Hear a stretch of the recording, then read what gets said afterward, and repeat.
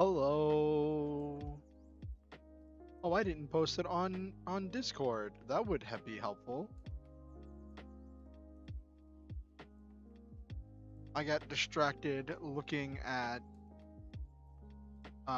Facebook. It's funny, like I don't even spend a whole lot of time on Facebook, but sometimes just scrolling through it can be a good way to get memes and find out and see stuff that's going on. Albeit most of the memes I find on Facebook uh come from other places, but it's still funny. Oh, I gotta.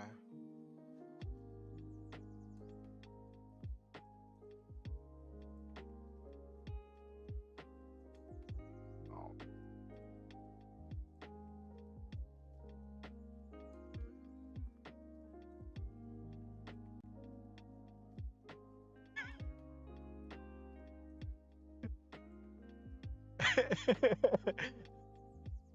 Oh no! Oh no! No! No! No! Okay, so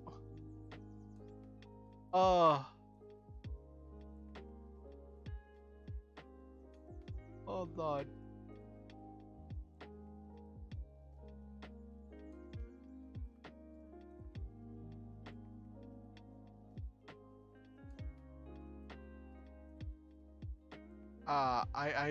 I gotta give the. Okay, I will explain all of this momentarily. Let me let people know that I'm live. Let me let people know that I'm live.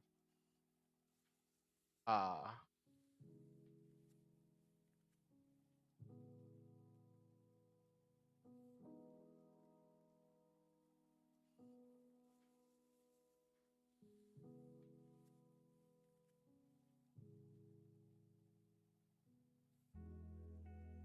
okay.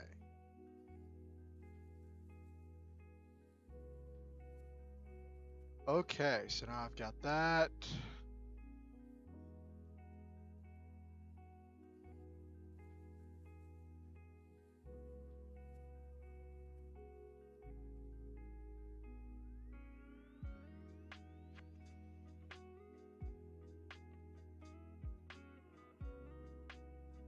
What?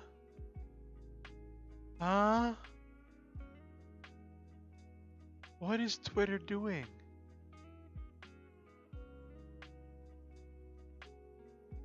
Okay. Alright.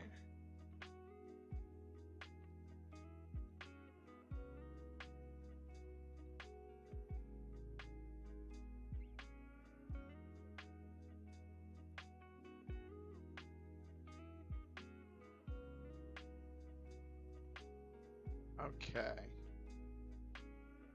Be great if I could start making the streams more than a half hour before or making the announcement posts more than a half hour than when I'm supposed to start stream. That would be wonderful.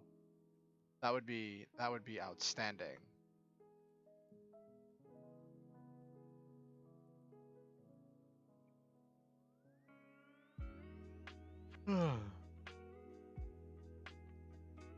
Come on, there we go. All right, cool. Yeah, it's like my my couple like regular viewers are people I know through IRL stuff. But I always keep hoping that I'll pick up momentum and start getting other viewers. And I've gotten a few here and there. I have a few people who pop in and out, like Sam or Okusen.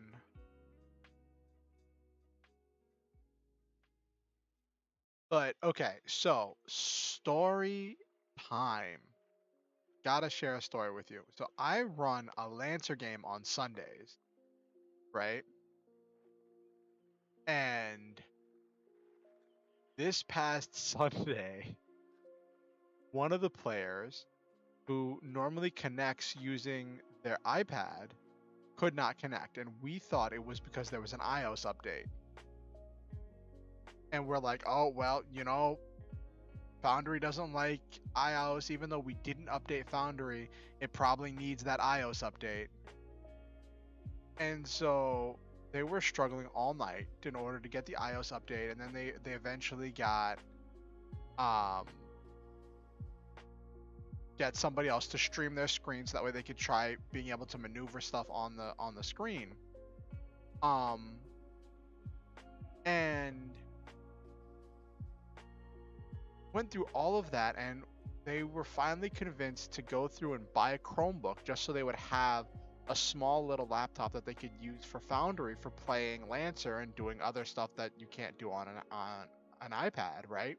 Having a full little laptop thing. They posted a picture saying, "Hey, I've got it. I'm ready to go." Right? And we're all super excited. And then their next post was, "I'd like you all to know that I'm a bleeping idiot and I was trying to use the wrong link to connect to Foundry all night."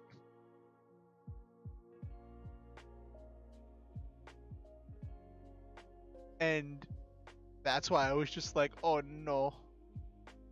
I mean, it's great that they have a new device that can be useful and helpful to them in performing a lot of tasks. But I really hope they didn't just spend a bunch of money on a piece of equipment they didn't need. Because if it finds out that it was, they were good to go the entire time, that's just really funny.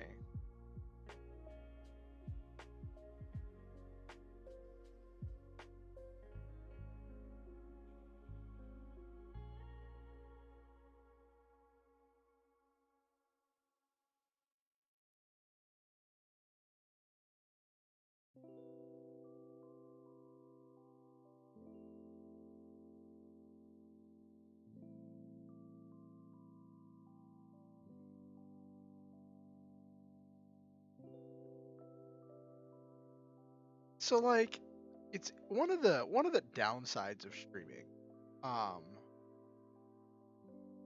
is that the time whenever I have to stream is like my main time when I would be available to watch other people's streams.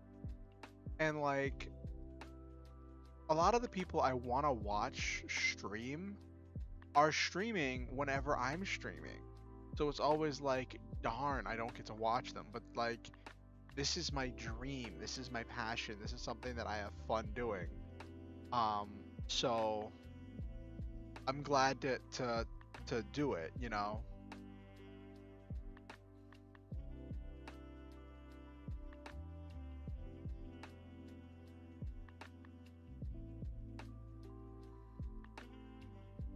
Hey Nabaru, how are you doing tonight?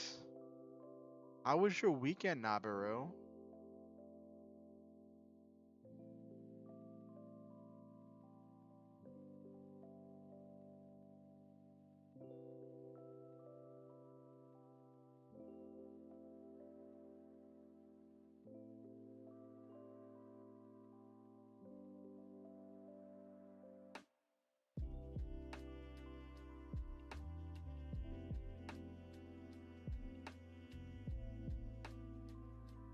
It was a long weekend. Were you doing lots of wrapping stuff, like working on your gift wrapping projects?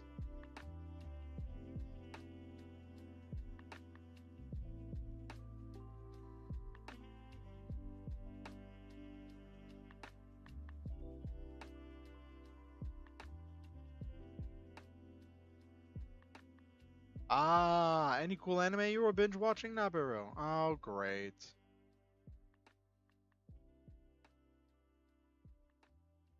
Oh, great. Hold on. I wish I could ban them straight from here.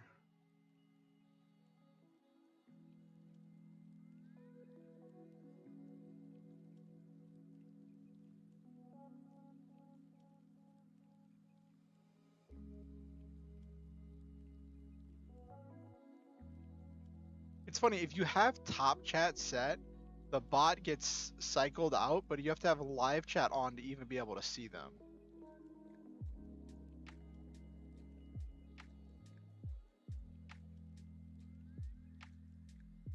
A herbivorous dragon of 5,000 years gets unfairly villainized. Ooh, that's an interesting name.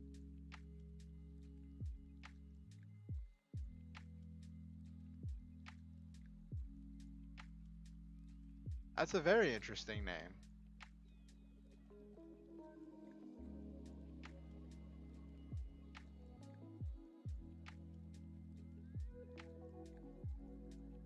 I saw season 1. I think I saw all of season 1. I know I saw most of it. I watched at least the first few episodes. And I've seen like all of the scenes of the fight at the end of the first season. Um,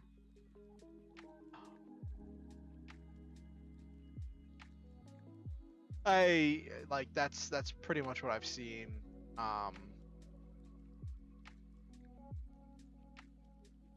yes, I have watched so many theory videos on King. I have seen so many people theorize that King might have some kind of a luck superpower.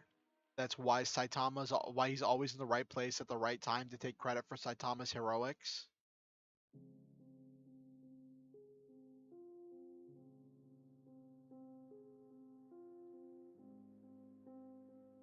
The main character for this new anime. Okay. Someone who just gets villainized for somebody else's actions.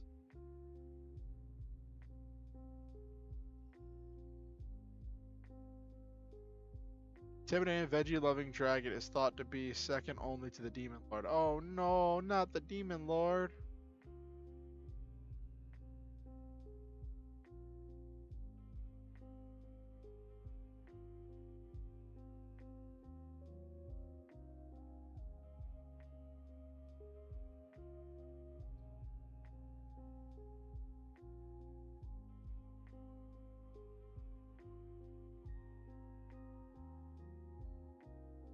He gets stomped by bunnies. No.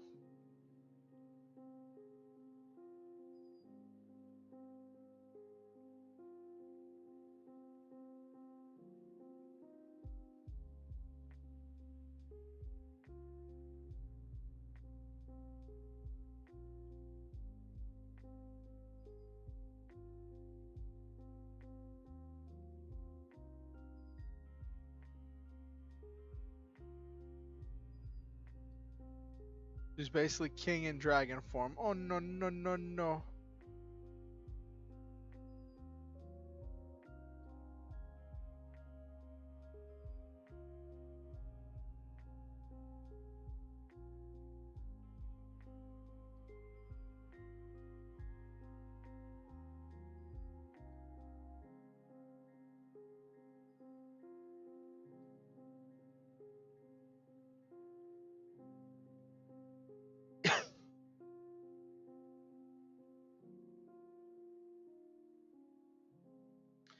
His disciple is as OP as Saitama, so yeah, it's a fun. That sounds like a funny anime.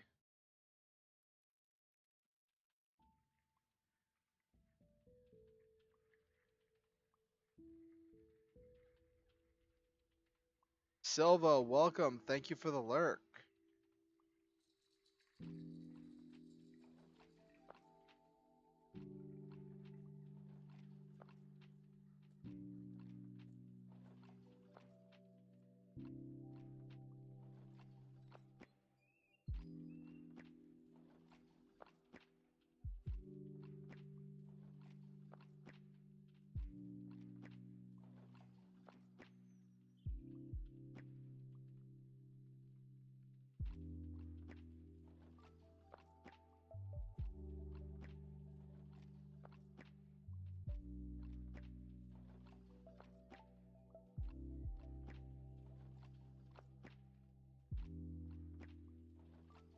Ah.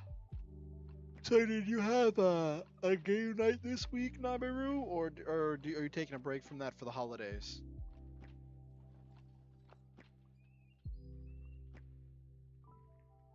Oh ha ha ha ha ha ha ha ha. Unique, you say? I'll let you keep that you buy stuff to yourself.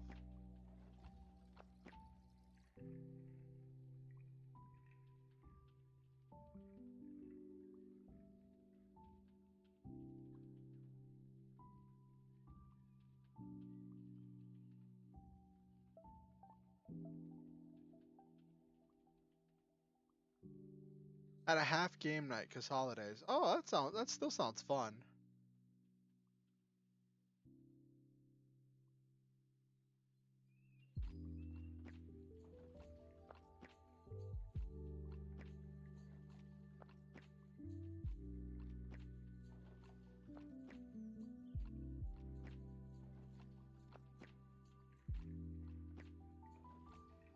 It's not you buy what I was reading. It was just beyond dumb and random. Oh no.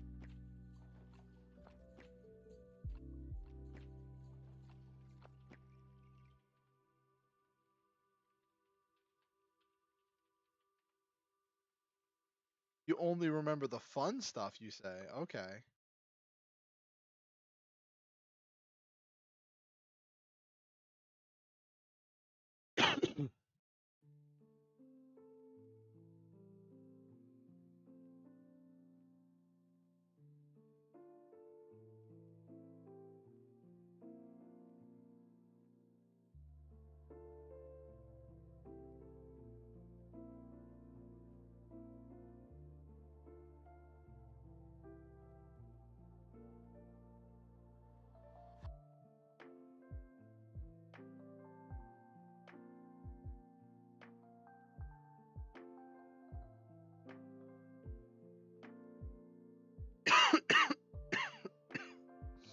I've had this cough since last night that's been really annoying. It's been persistent. I tried drinking water. I'm also kind of hungry. I want to make some food.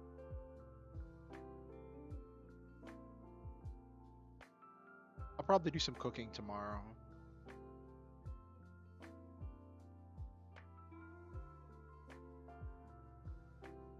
Yeah, and do I sound like I'm getting sick? Or is my microphone just being weird again?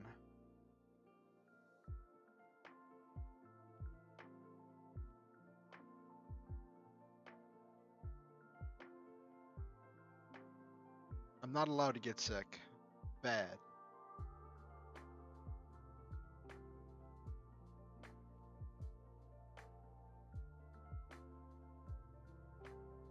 I had an interesting thing happen to me today.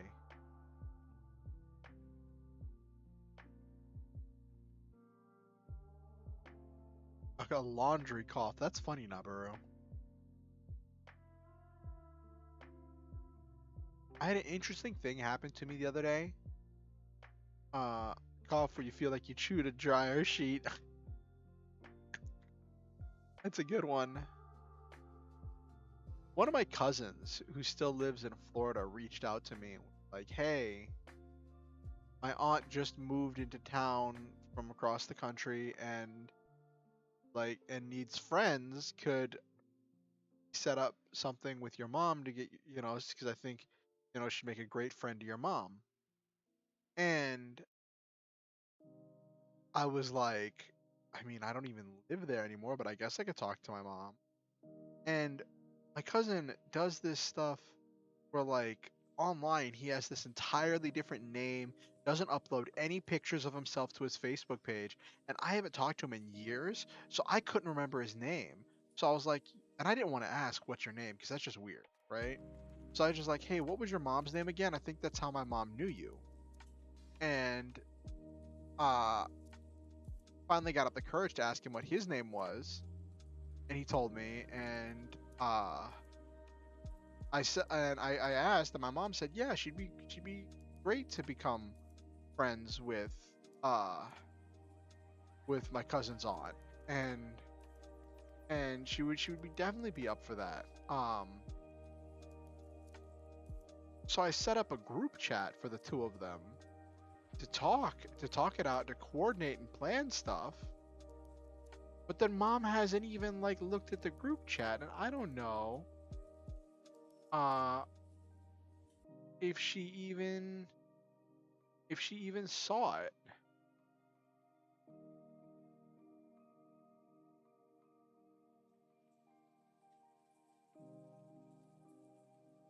Well, I saw she read my message, but she hasn't read my cousin's message in the group chat.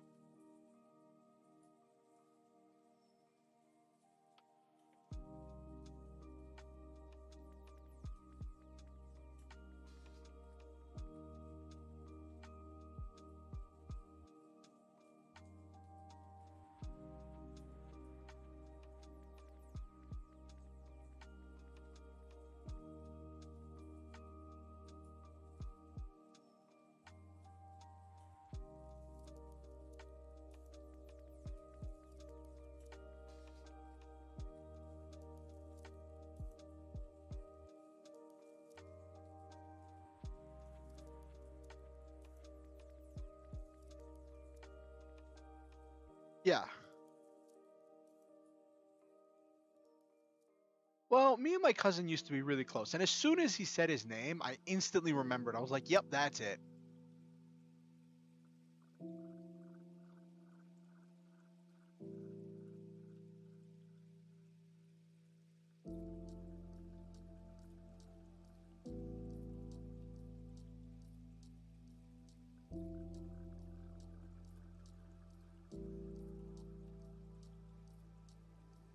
Oh my gosh. Someone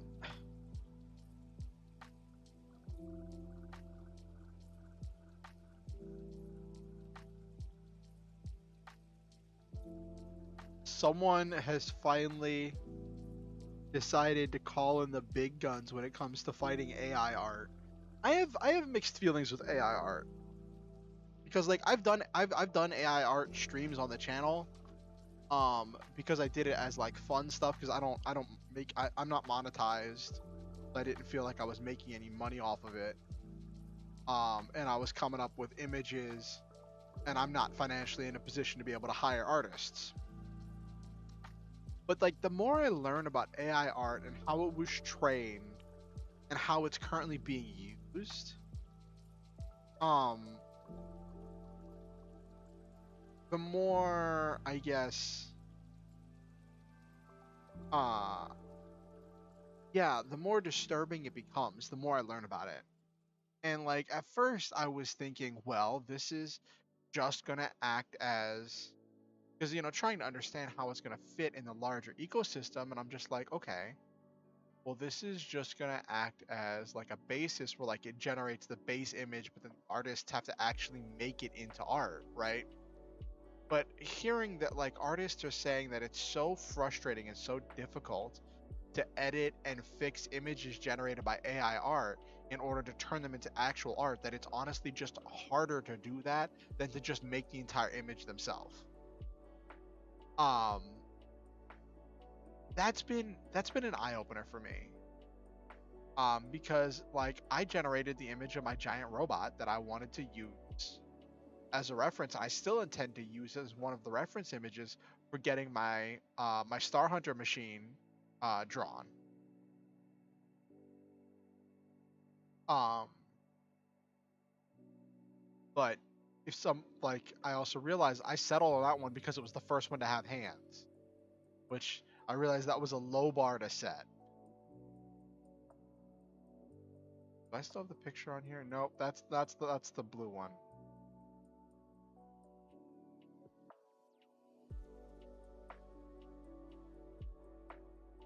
Right.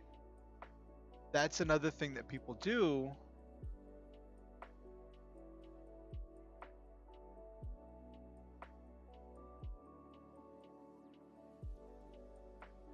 Yeah. And like I could like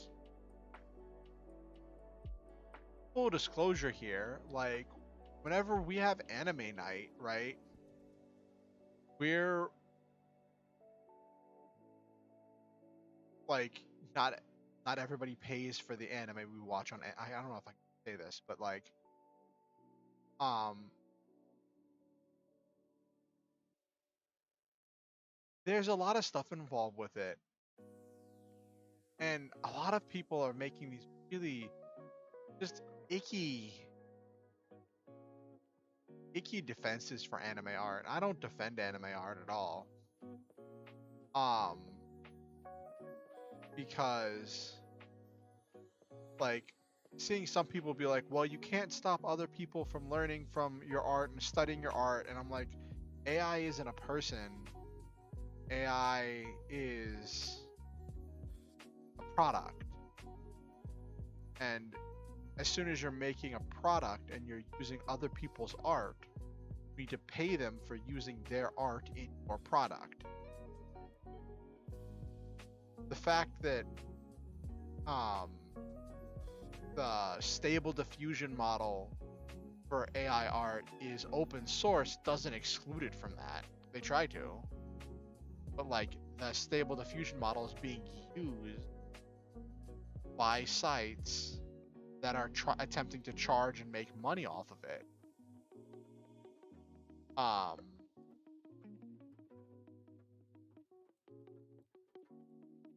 so it's a whole mess.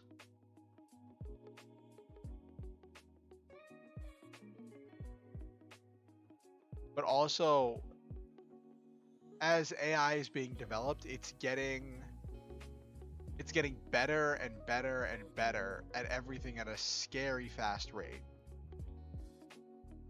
Um, and I think that's what happened here. These people wanted to design an AI system that could do the impossible.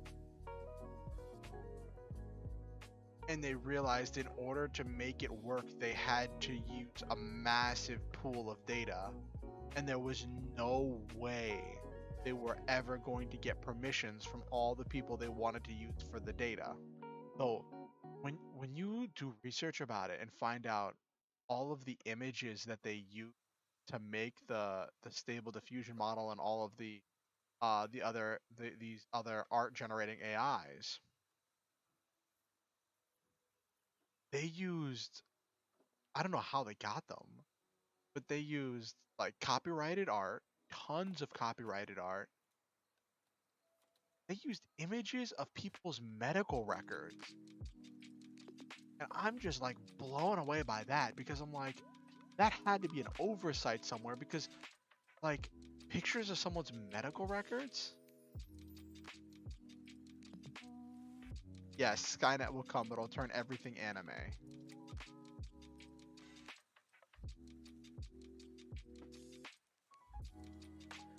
And one of the latest AI trends I've seen popping up is writing AIs, where people are using AIs to generate passages, to write stories, to write poems. People are using AIs to put together a lot of programming code. They've been using AIs to check programming code and to design programs that fulfill different requirements. Um, and I think that is an application where I'm okay with AI being used, but again, it might just be because I have very little information on it right now. But I don't know that code, um, the like programming code is copyrighted the same way art is. I don't know what those rules and laws are. I don't know who they robbed to make that.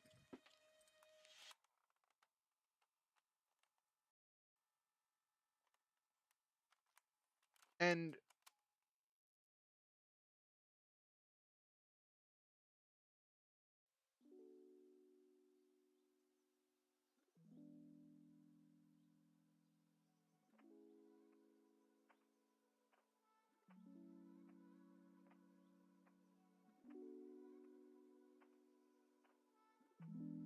um, sorry, I saw something on Twitter that kind of caught my attention. Um,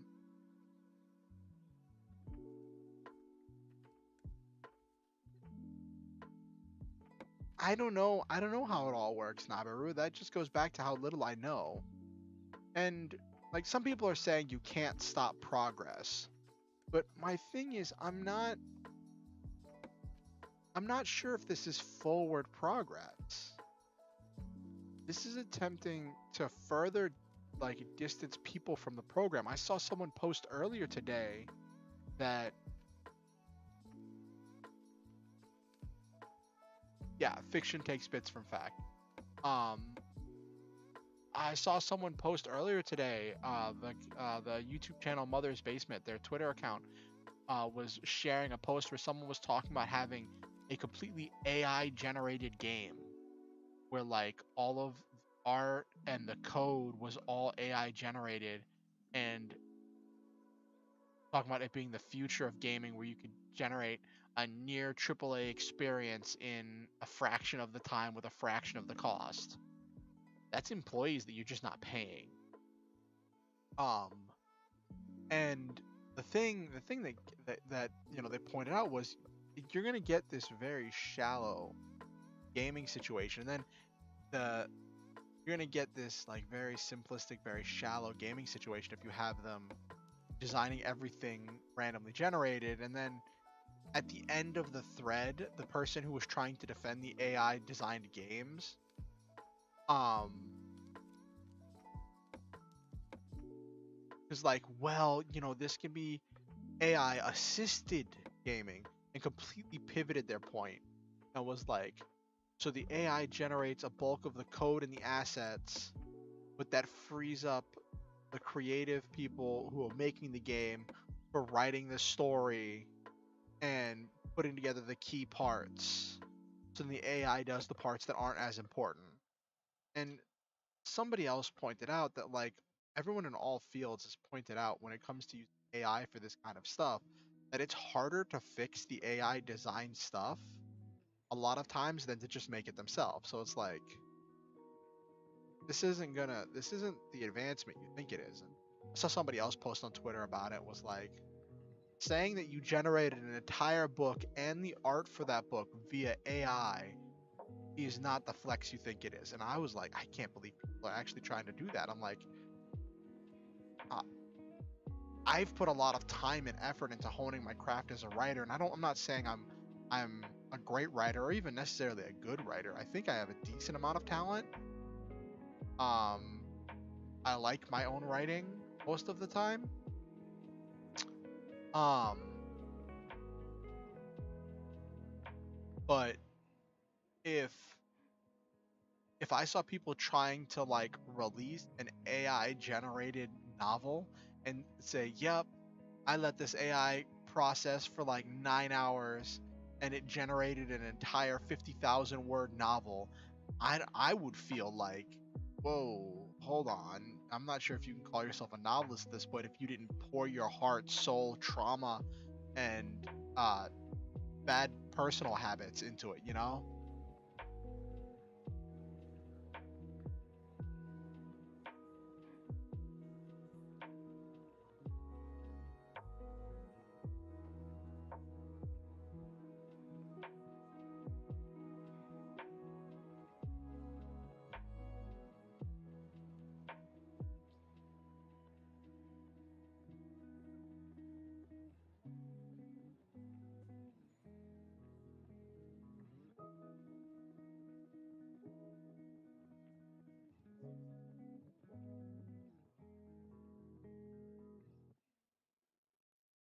So um I had a really great Lancer session this past Sunday. It was so exciting, and a lot of story beats came together, and it was really like one of my players described it as being really meaty, as being this like really exciting session where we all like I was tying together all my players' backstories into this like unique bundle that all fit together in this special kind of way. And I was tripping over myself with some words sometimes because I was trying to balance so many lore threads together. And sometimes you get into this weird situation where like you have a mystery that you've planned, but then the players guess something because they're trying to figure out the mystery, and one of their guesses just sounds so cool that you're just like, Also, earlier today I was playing Yu-Gi-Oh with my roommate, right? And uh he did something. He used a card as a quick effect that wasn't actually a quick effect. But I think the card should be a quick effect, and we're not playing by tournament rules. So I just let him do it, right? I just let him do it because it made the game better. Um I don't know if you remember the Magnet Warriors. He has a Magnet Warrior deck, and Valkyrion's effect where it can tribute itself in order to special summon the Magnet Warriors from the graveyard. That's normally um Valkyrion, the Magna Warrior. So that card's effect, where it can tribute itself to special summon the other three, is normally a normal effect that you can only use during your main phase, right? I looked it up, it's in the rulings, that's how it's supposed to be. But in the show, one of the key points where you see Valkyrion used is when Yugi is using that effect in order to outplay the Egyptian gods.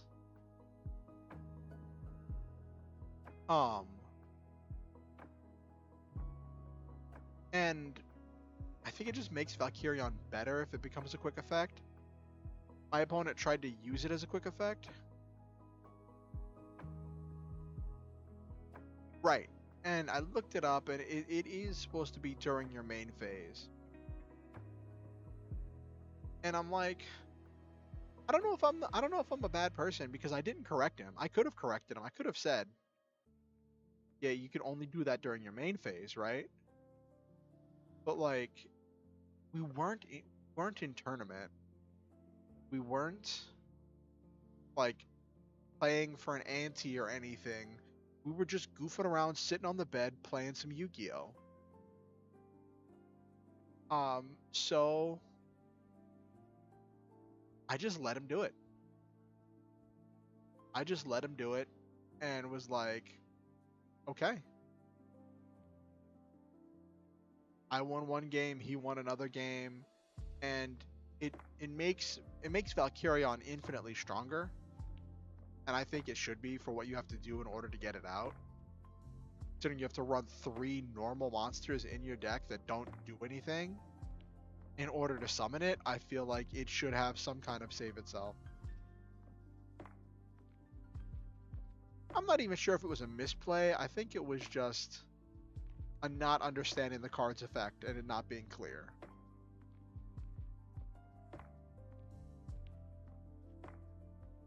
Like, if he ever tries to use the deck in tournament, well, he's gonna get a lot of things, because like, since we don't like, I keep my deck by the ban list, but he doesn't. So like, his deck has like Pot of Greed, Graceful Charity, and all that stuff. And I said I'm fine with it, because it's just the two of us playing. We're not competing in tournament. We're just hanging out, you know? We're just bros being bros.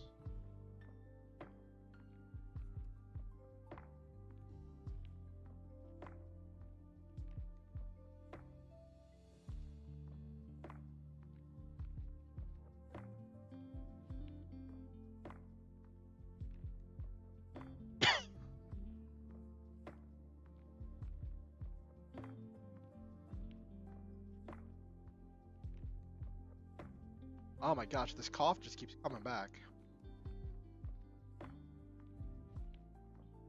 Anyway, so in my story, in my lore novel, which I guess I'm just gonna call Oriansenshi lore novel, I think the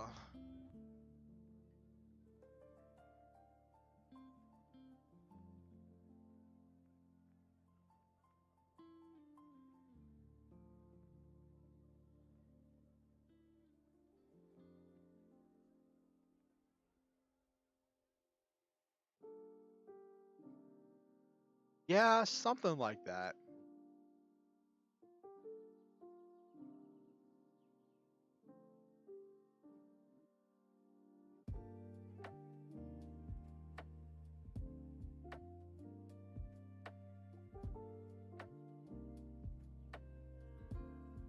Something like that. So I'm looking at like what I have to explain, and the last thing that I really,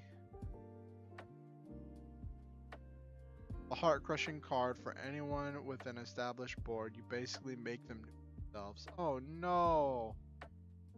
Is that the one where like you and your opponent like destroy monsters till you have the same number of monsters on the field? Is that one?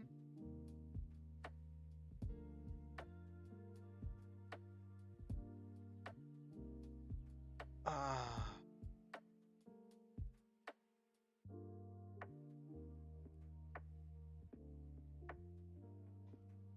the end of the battle phase, if your opponent controls more cards than you do, you can make your opponent banish cards from their field face down so they control the same number of cards as you do. If you control no cards, you can activate this card from hand.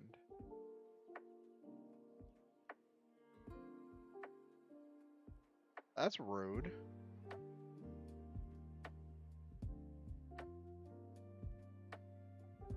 The fact that you can activate it from hand if you have an empty field is hilarious.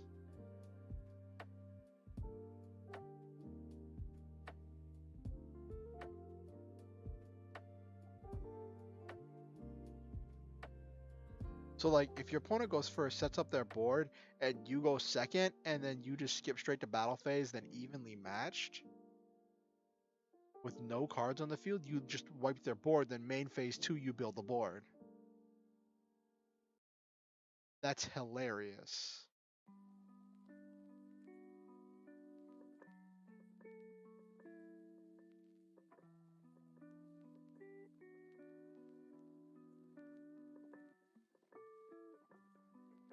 Yeah.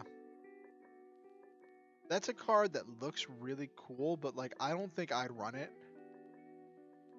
Um because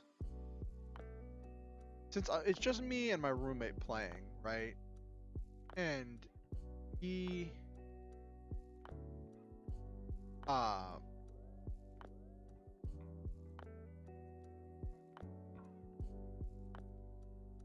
yeah, yeah, Nabiru, the meteor. Um his decks aren't that strong. Well, they're decently strong. Um I don't wanna like build my deck to be as powerful as it can be. Um because I want there to be a good fight. Yeah, Nibiru. Your namesake.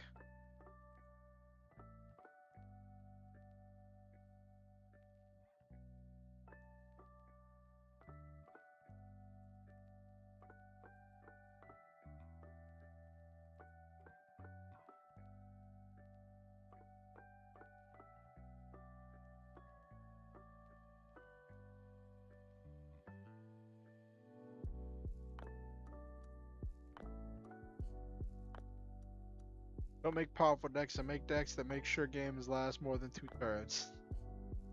Uh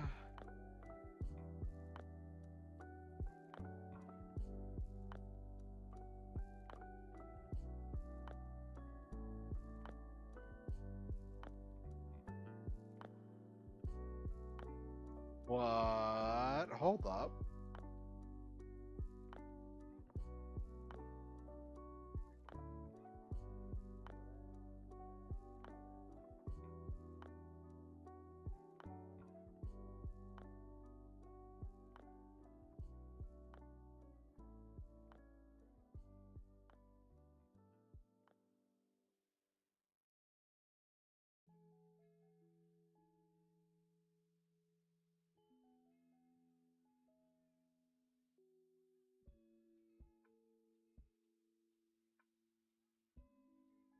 Oh, that sounds fun.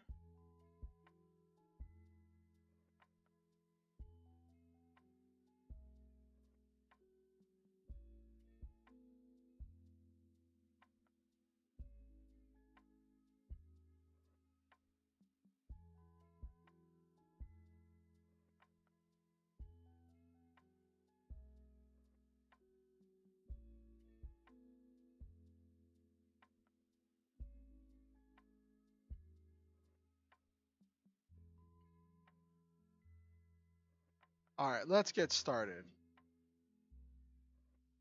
Other cards that do fun stuff with normal traps. Oh, that's fun.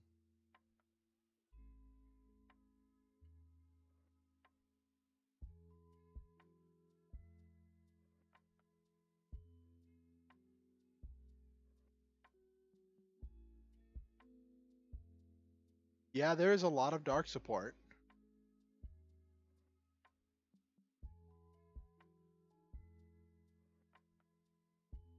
Let me turn up the background music a little bit because it's like really quiet.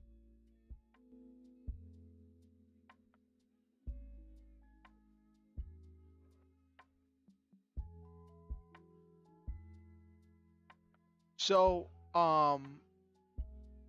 speaking of my lore novel, I need to explain going from Orion to Oriansenshi, so that's one thing I need to fit in, and I haven't figured out how I'm gonna fit that in. Um, into my lore.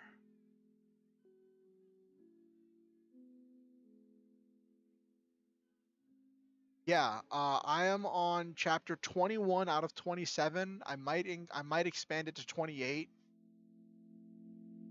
Uh, we are like I'm like I'm partway through chapter 21, though I might make chapter 21 a long chapter because I have a lot of stuff I want to get done in this chapter.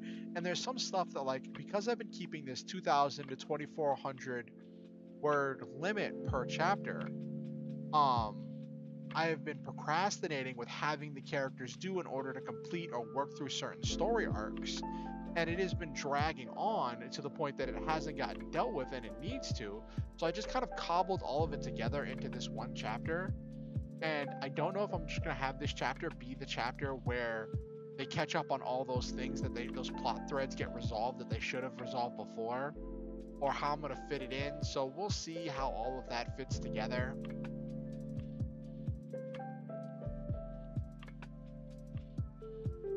Yeah, I might introduce some kind of contrived thing.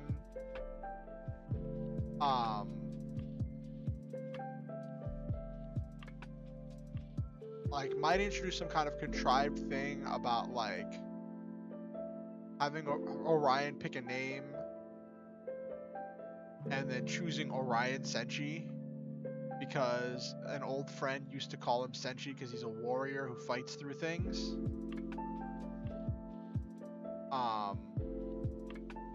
And he just wanted to put them together.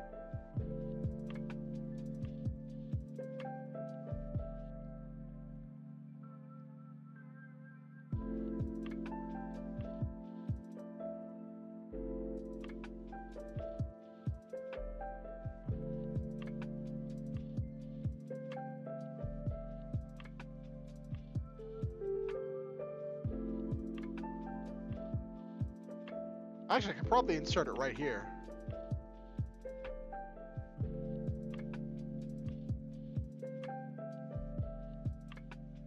Well, because this is a lore novel, I can have other expansions of the lore in the future. But this is telling the story of the beginning of my character lore.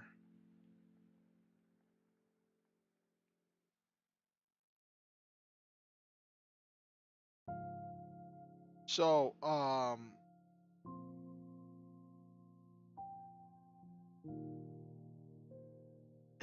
don't want to do that, Nabiru.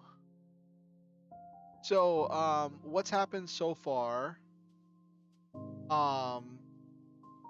Orion tried to make an announcement to the world in order to be like, "Hey, I'm the real Orion. That one's a dark imposter." But in the process of doing that, Orion fell into a trap and got tricked into making it look like he caused a lot of destruction and death. And he actually fought an opponent that could throw its trident and could move its trident with, like, remotely, and it embedded the trident in the side of Orion's machine and then just used its powers to drag Orion through a bunch of buildings, killing a bunch of people. And I could have made that darker, but I didn't.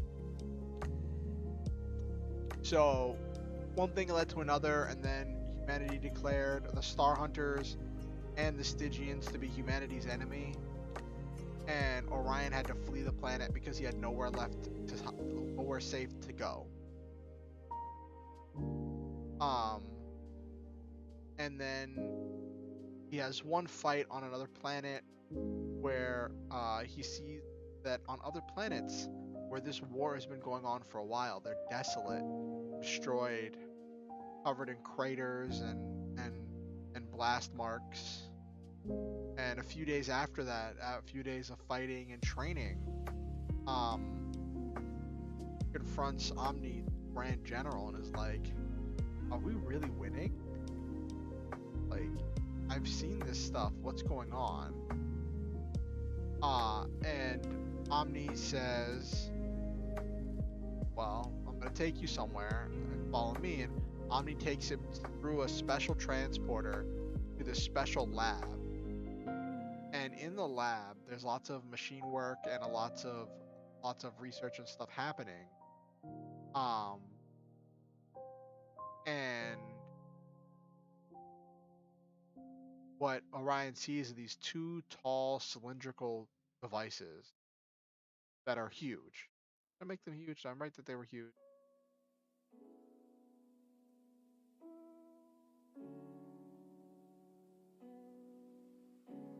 They have two large cylindrical devices in the center of the lab. And Omni tells him that Star Hunters are losing across the stars. That's the plot twist, that the Star Hunters are losing. And that they have a matter of weeks before things fall apart across the cosmos.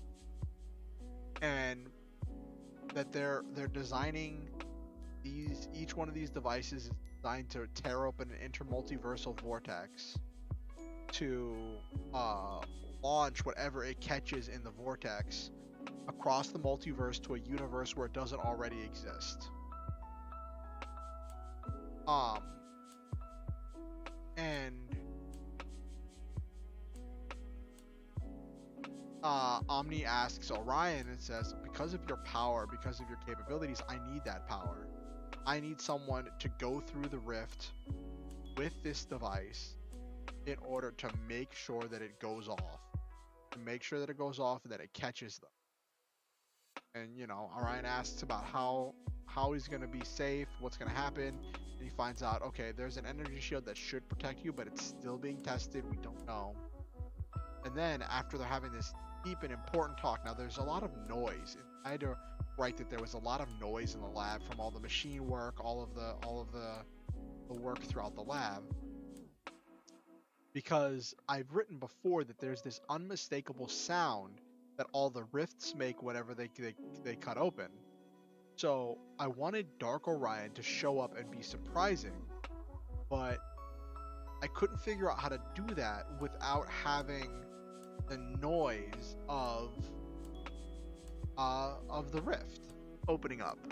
So I just made it so that the lab was like tons of noise of machinery and equipment. So like Orion heard something he thought was familiar, but he couldn't place it. But he was in the middle of this deep conversation, so he wasn't paying attention. And I know I shouldn't be editing. I should be pushing forward. But like, that was bugging me. This one, chapter 21, is where Orion starts to come to peace with the fact that he's lost Earth and with what's going on in his life. But this is also supposed to be the chapter where they lose all hope, where things get really dark. And for this chapter, I'd originally planned for the machine that creates the intermultiversal vortex to get destroyed, and for all the Star Hunters to start to lose hope and their machines to start to power down.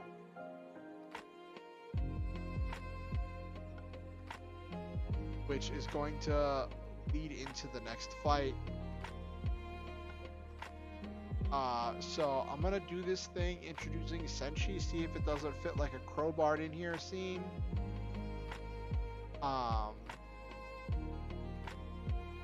Let's see how this fits.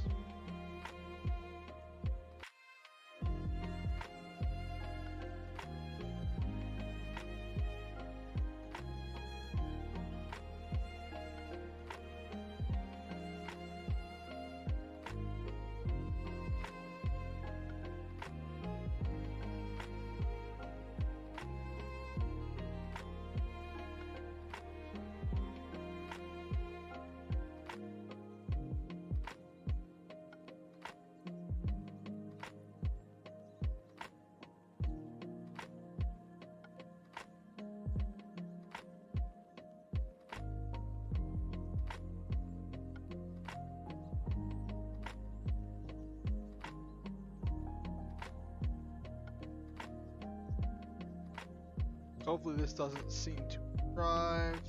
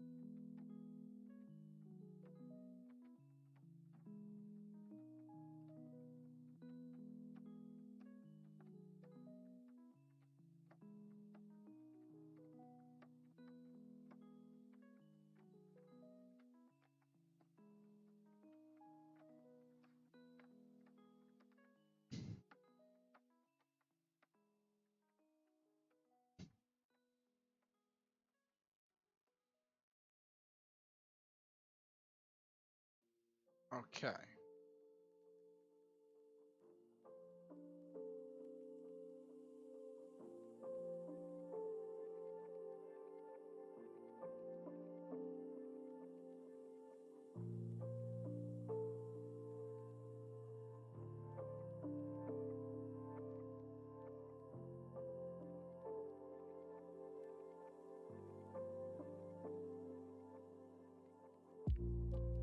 Okay.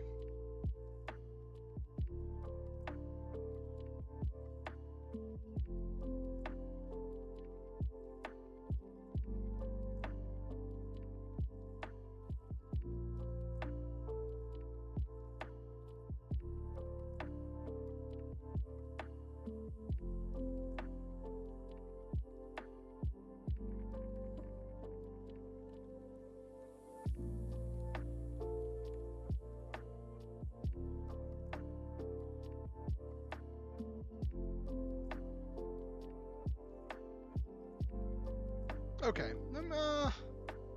How many words did I spend on that? Explaining the Senshi. Curious how many words I spent on that. 166 words. That's not bad. Um, but for having it in my lore, not bad. Not bad.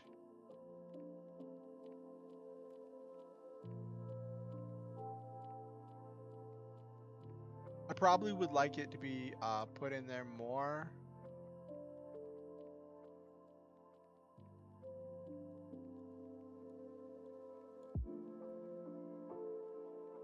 Okay.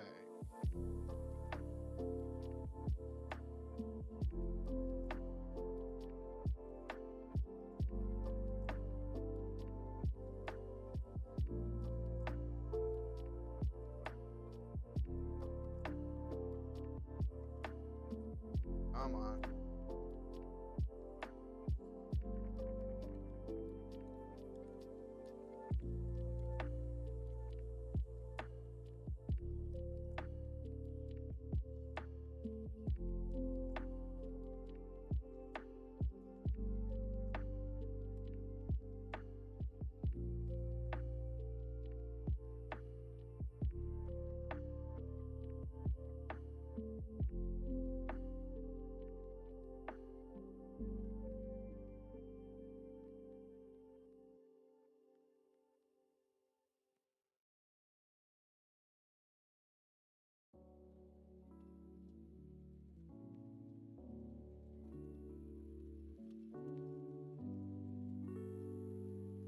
What is? I need a synonym for flu.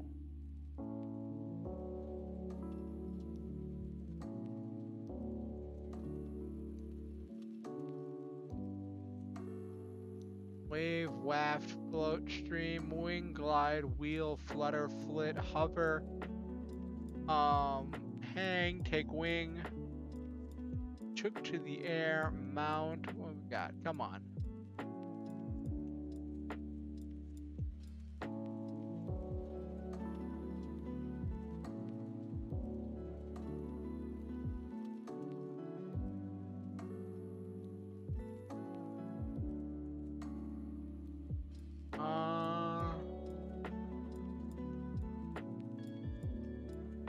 Sword. I like sword.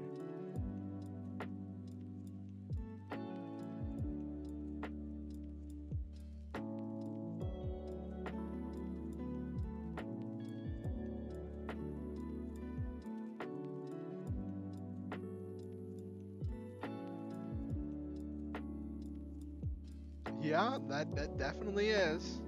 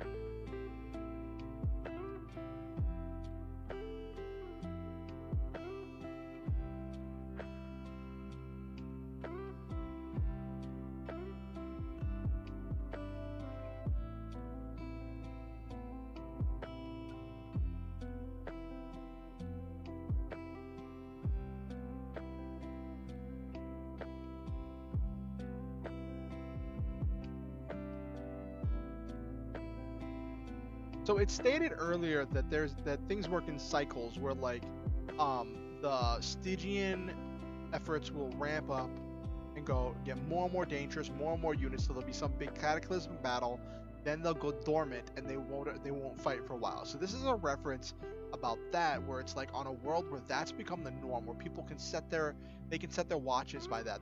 They're used to that. And then the people go into a period of rebuilding and stuff during this dormancy, but they should be in the dormancy right now. They're not. And they're not because something's changed and the cycle's changing, and now their society is falling apart because it doesn't have that period of time they're used to having where they can rebuild.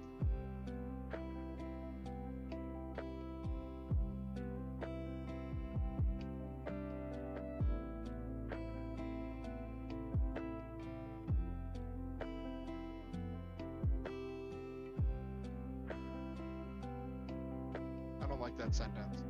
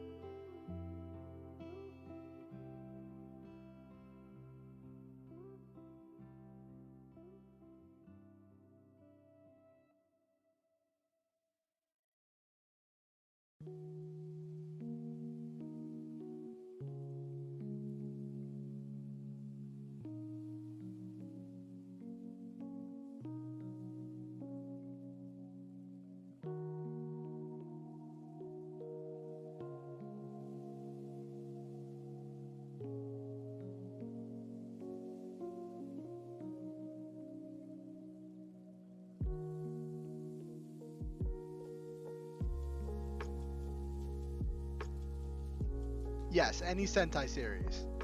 Yep, when they get Angel Grove Construction rolling into town.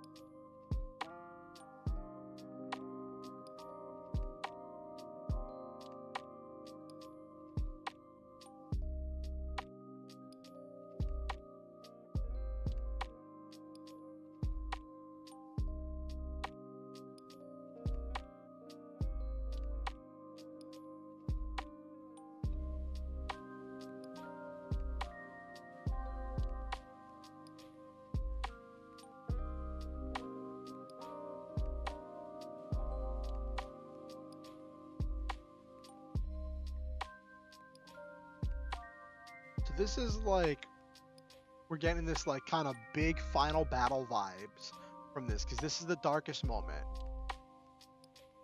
This is supposed to be the darkest moment for all of them.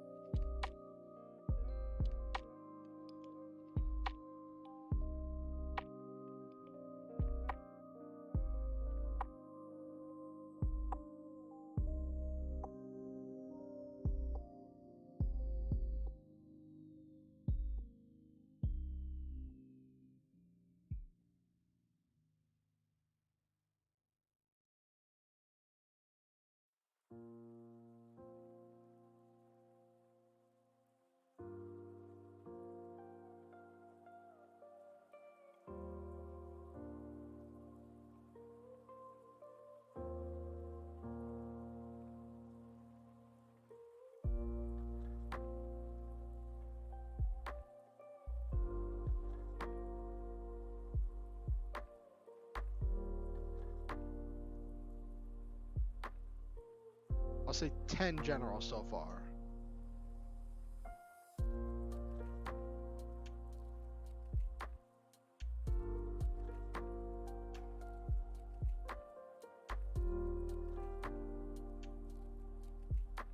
Oh my gosh. So the not boiler, whatchamacallit, furnace is in the basement where I am, and it's giving off some dank smells. I think there's some mold in there somewhere.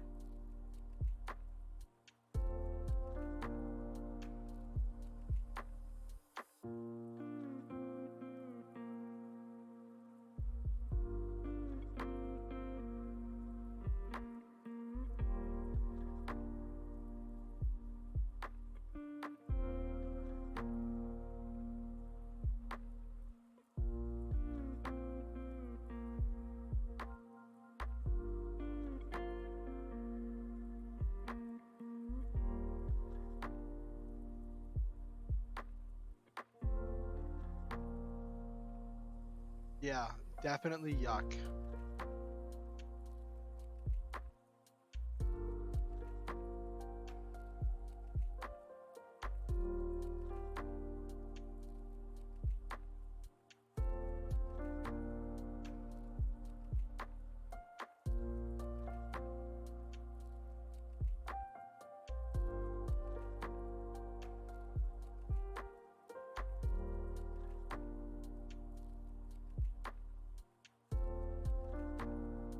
What?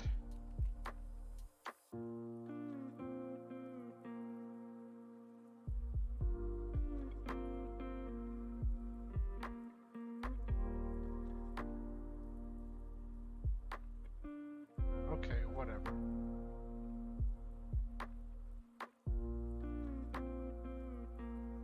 Ooh, someone on Facebook shared a cool art.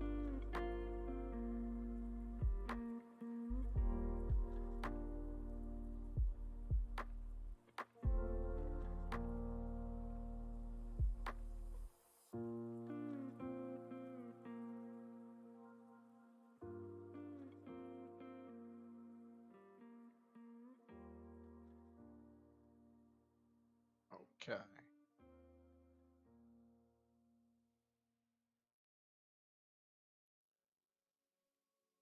You know what I should do? Since I have my phone on the charger, I should update all my apps now that I have more space, now that I deleted Dragalia Lost.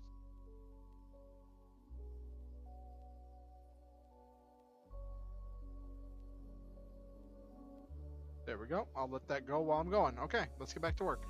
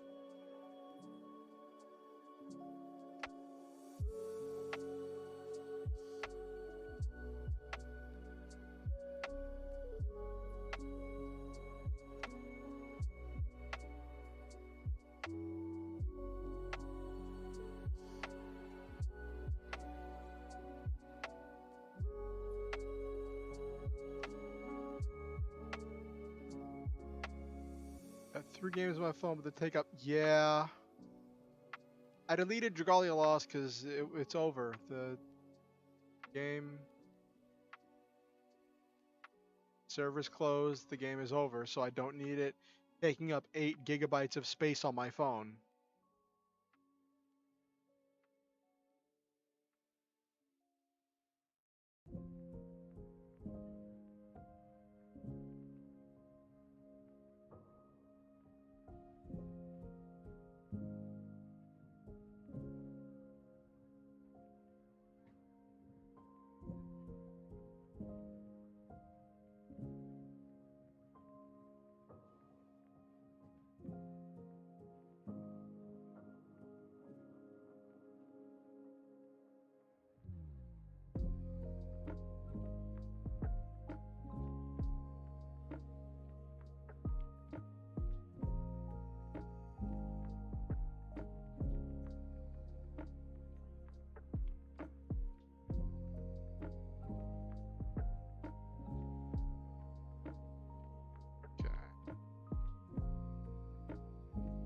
Oh, one thing, Nabiru. I'm thinking of streaming the Armored Core games to celebrate the fact that Armored Core 6 is coming out. I don't know if I'm gonna, cause like the ones I want to stream are the PS2 ones, and I don't know how well my computer can run a PS2 emulator. Like it should be relatively simple. But there's a lot of moving parts, so I don't know. I might start sometime next week, or I might wait till my gaming PC comes in. I don't know. I gotta see how it's all gonna work with the control scheme because I have an Xbox controller. So I suspect it's going to be rather intense and difficult. But I'm thinking of playing through the story of Armored Core 3 because there's like a story that goes from Armored Core 3, I believe, to Last Raven.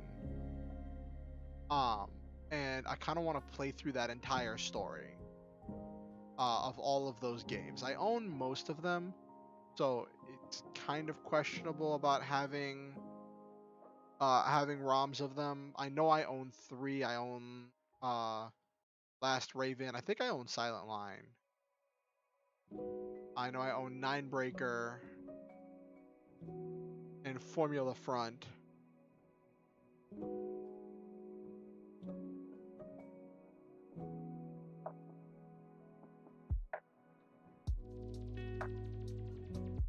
And I had 2, which was an interesting one.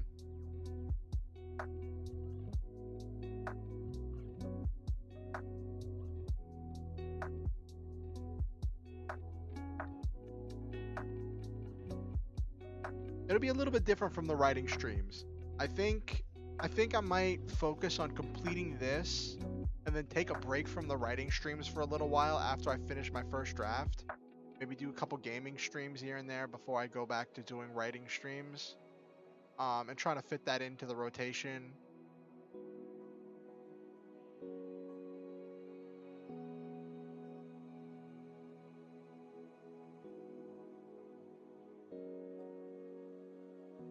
Yeah, I think that's what I'll do. I think I'll focus on getting this done, and then once this story is done,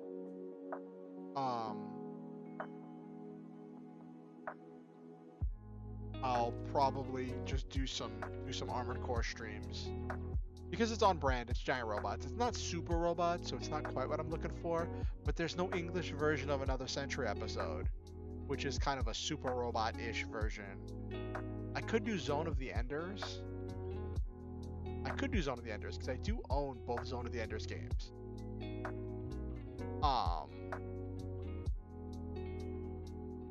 So I could do Zone of the Enders. But like,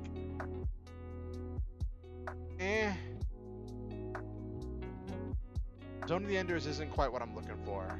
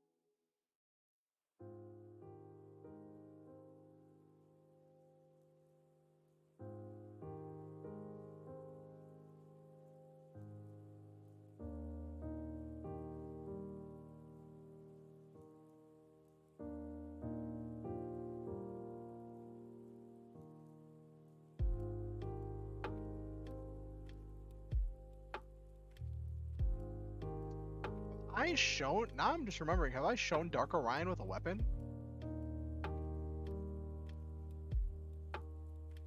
Oh, he did kicks. He just did kicks before. Yeah. And then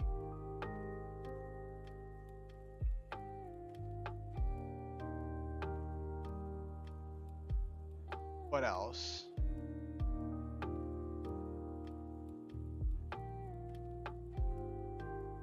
And that other time Dark Orion was completely on the defensive.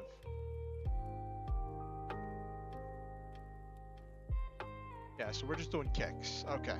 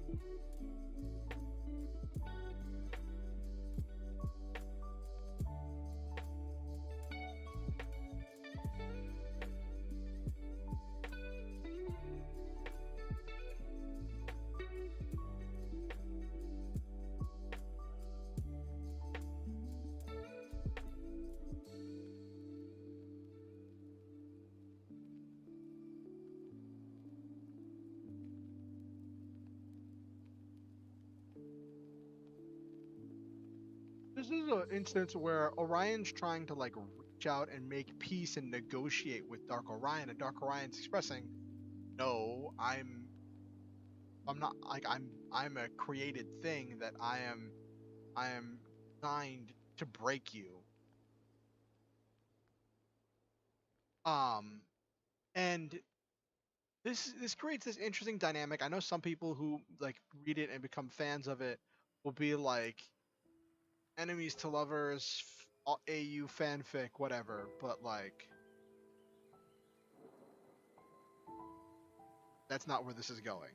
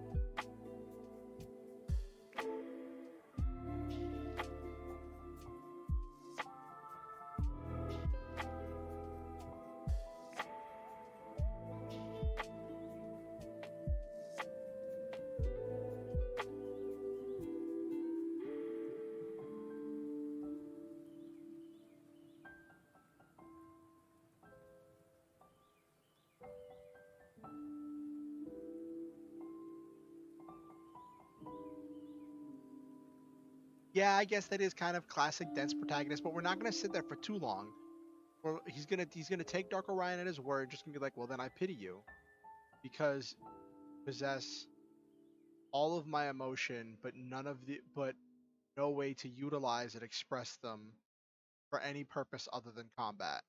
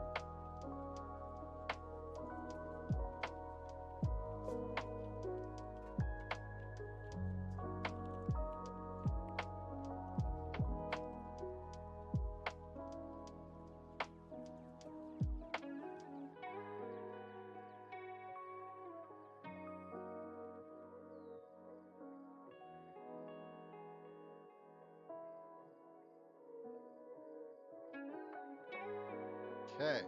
So this is also detailing this battle. Now, like I said, this chapter is going to be long, and I'm okay with this being long because it's going into this big battle. Because I'm tired of constantly pushing things off and falling behind my schedule.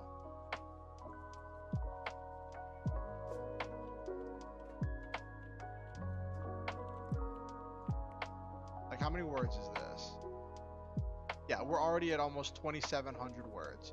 Normally, I want to stay around 24, but this is going to be a long one. This is going to be like a 30,000 word chapter, which is really funny.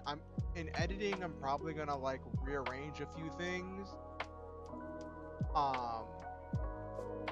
for the second draft, but I can't keep pushing off things from one chapter to another. I mean, I could end the chapter here. I could end the chapter here and then have the next chapter pick up with the destruction. Actually, I could.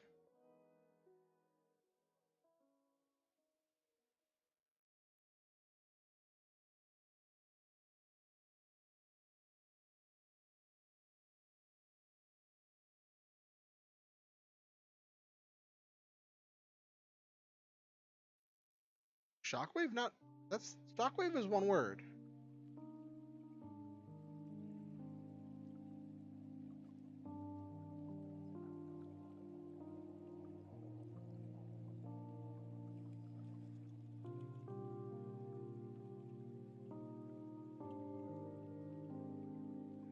Yeah, shockwave is one word. Why is this not saying it thinks shockwave is a word? Oh, it thinks it should be capitalized? Ew, no.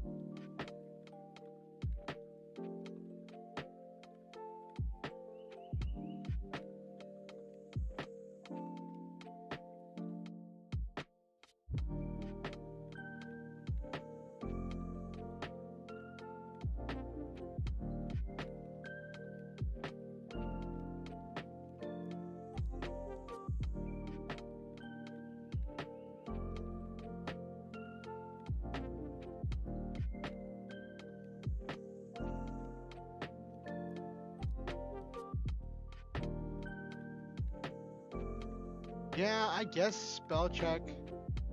Yeah, spell check probably does just see the business. That's really weird. That's really weird.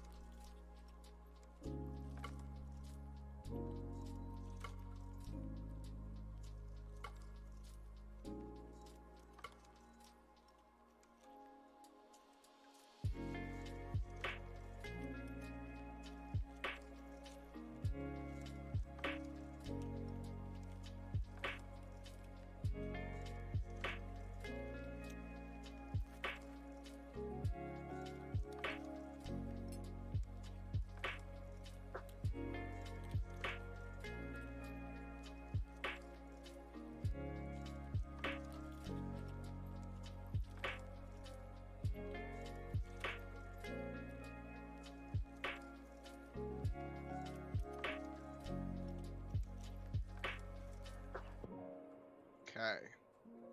This is where things get really dark. Because their last hope was this machines, and these just been destroyed. And the Stygians mobilized a massive military that were able. I debated giving them spaceships. I really debated giving them battleships. But I realized I didn't want it to be that kind of a.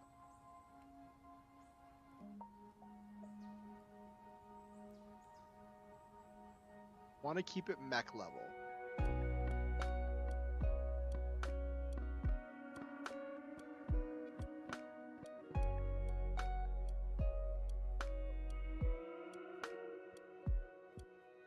Let me check something quick.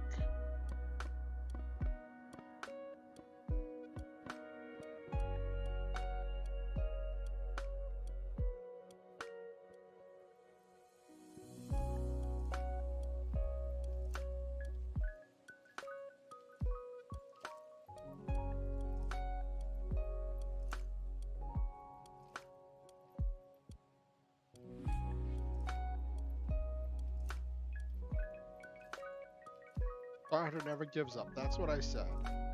Okay.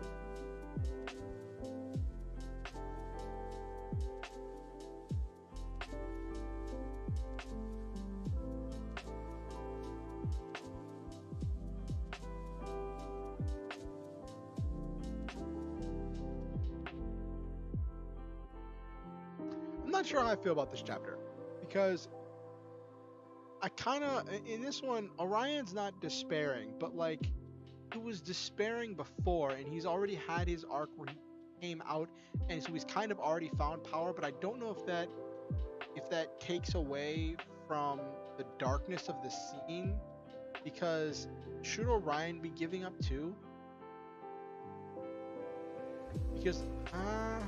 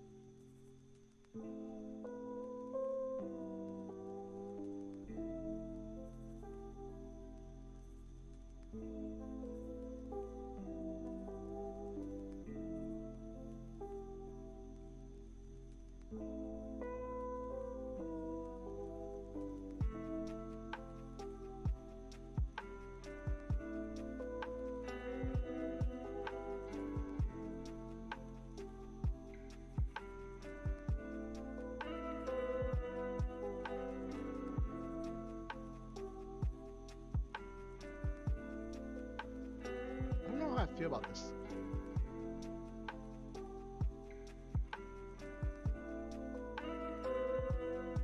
It doesn't feel like Orion's broken enough.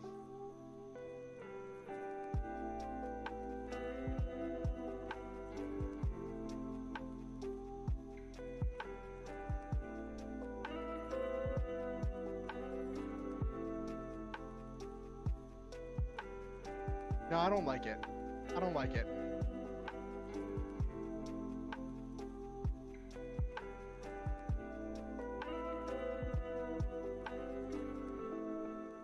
I didn't like that. I didn't like the way that was going.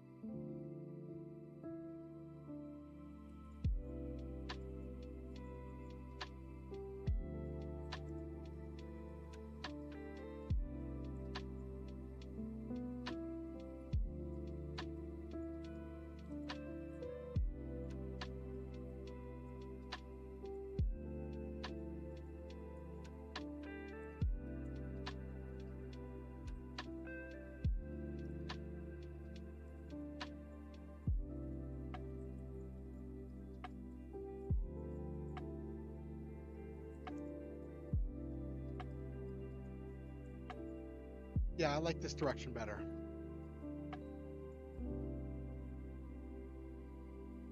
Orion's laughter.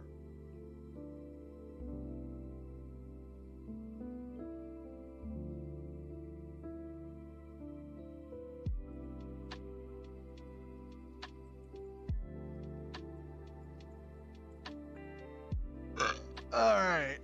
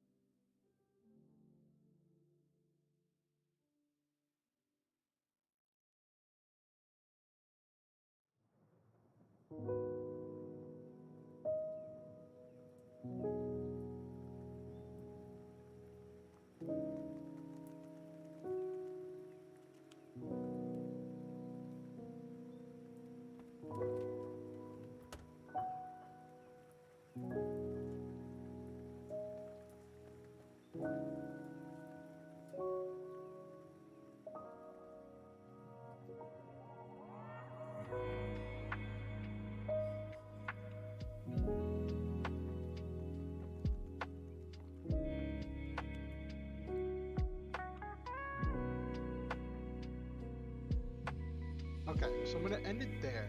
Well, not end, but like end the chapter then.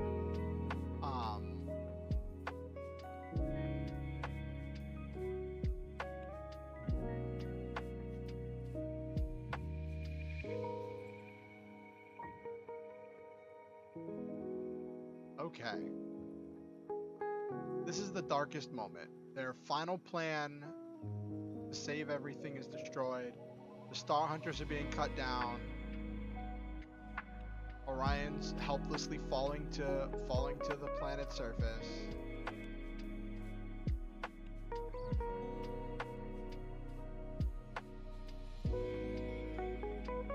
How many words is this chapter? I know this is going to be a long one because I had so much stuff I had to cover in this chapter.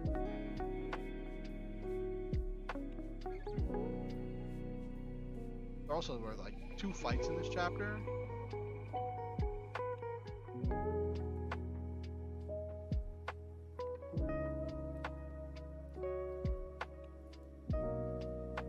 $2,800. Okay. It was an extra like 400 or 500 words over the max I was doing before, but I think that those words were well spent. I think those words were well spent.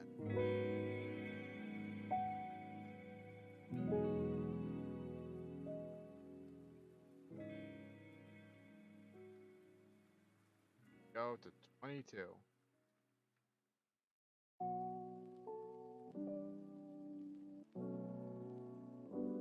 Power within. Because we've just come from the darkest moment.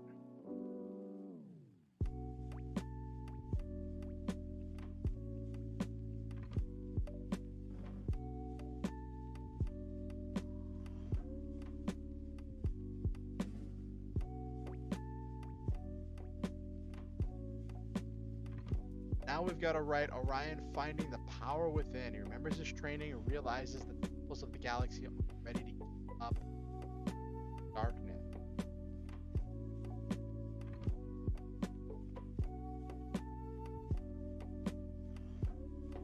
Last left Orion, he was falling helplessly.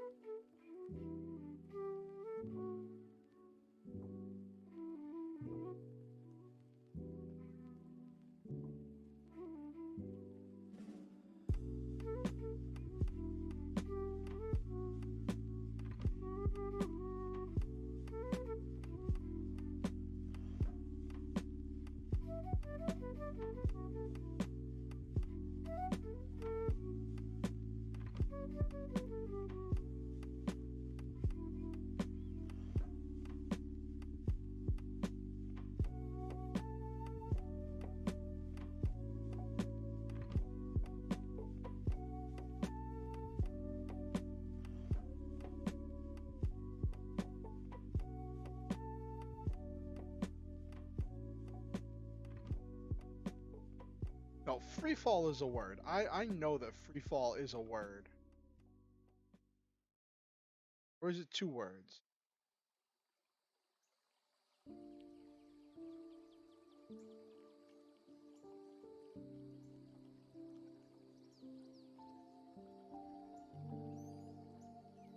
Oh, it's 2 words. Okay. All right.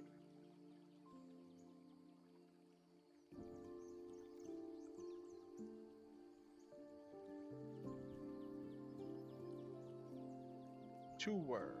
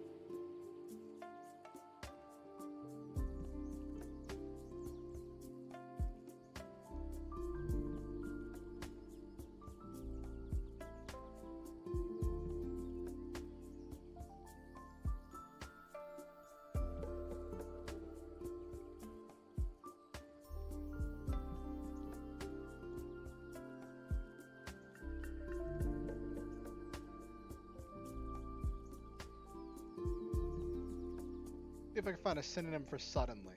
I keep using suddenly.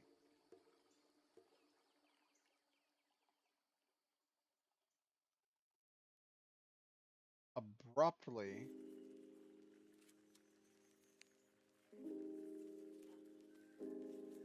Unexpectedly. Unexpectedly is a good one.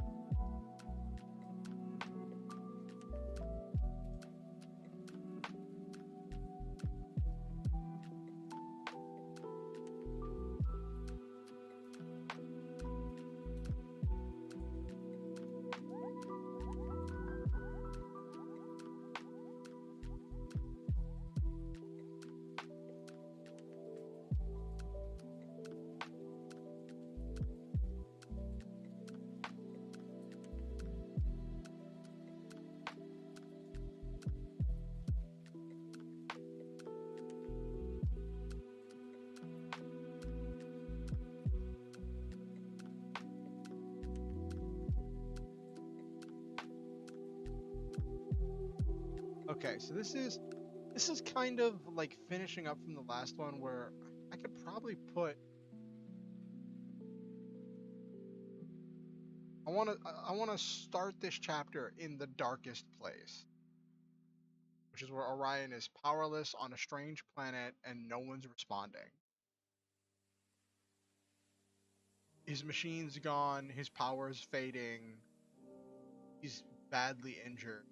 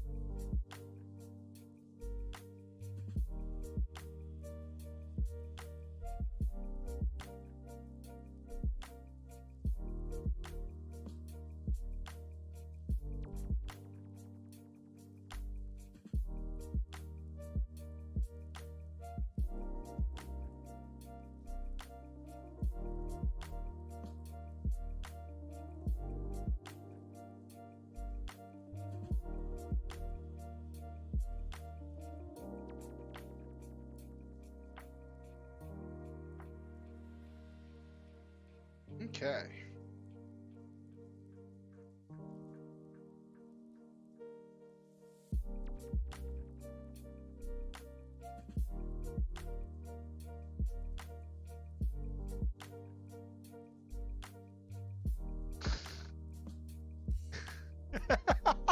So he sends out a call and Hal Jordan shows up to take his lantern ring, I mean Star Hunter power. Uh, I mean, I did base the Star Hunters in this story off of what I know of the Green Lantern Corps. Um, except I made it a bit darker.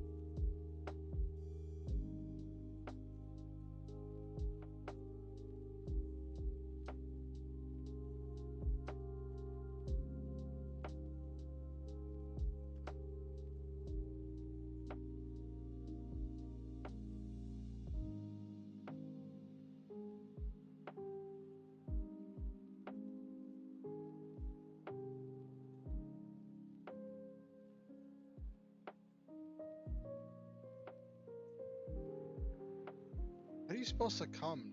I know it's somewhere around. Oh, there's a B. Eh.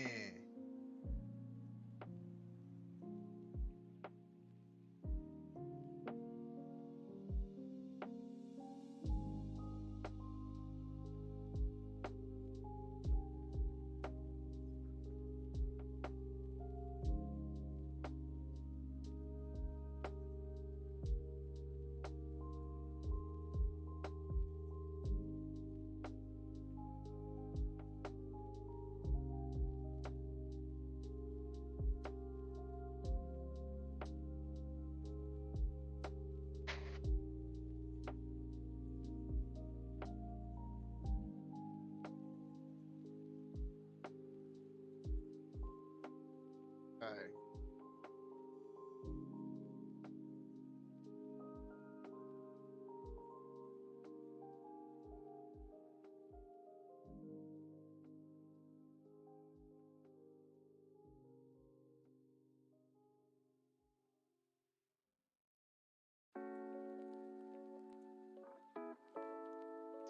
could have put that at the end of the last chapter because that is kind of like the darkness. I could.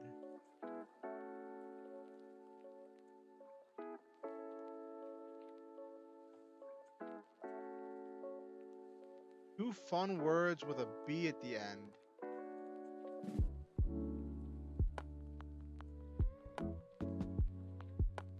Oh. Okay, Nabiru. Okay. Yeah, but I could theoretically put this as the end of the last chapter. Because then it would end in the darkest place. And then I start this chapter with him, because I'm already making last chapter long.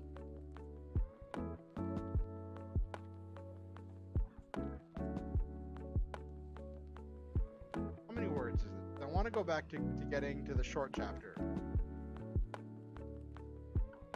That's 300 words, 290 words.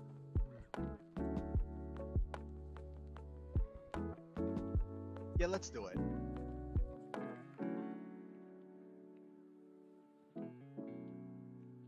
Yeah, that's. I should have realized you were gonna make that joke, Nabiru.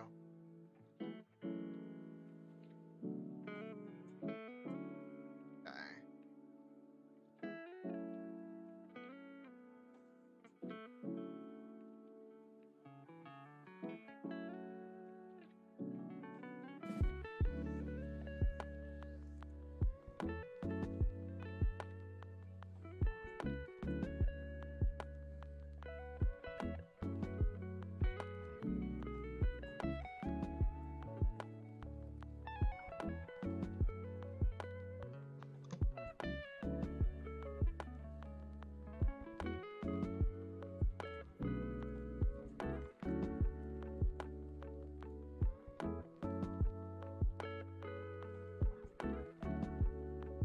Okay.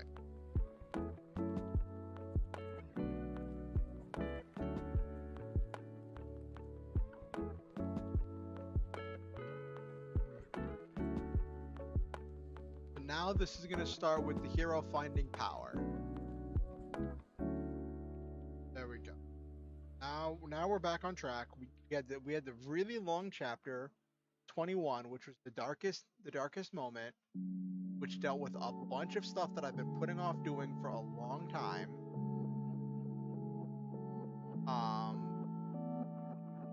And now we get back on track. Hero must find the power, take action. This is power within.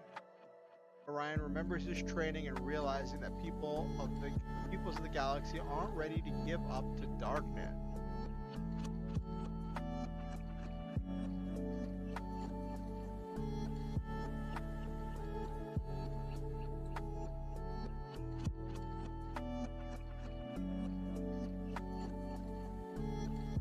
Yes,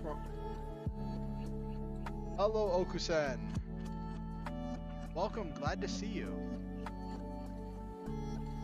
Yep, we're on chapter 22.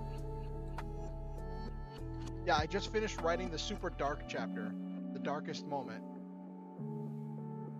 This is working on my lore novel, where I'm novelizing my Vtuber lore. So I'm of course sharing all of my traumas, fears, and deep emotional hurts with the main character who's based on me.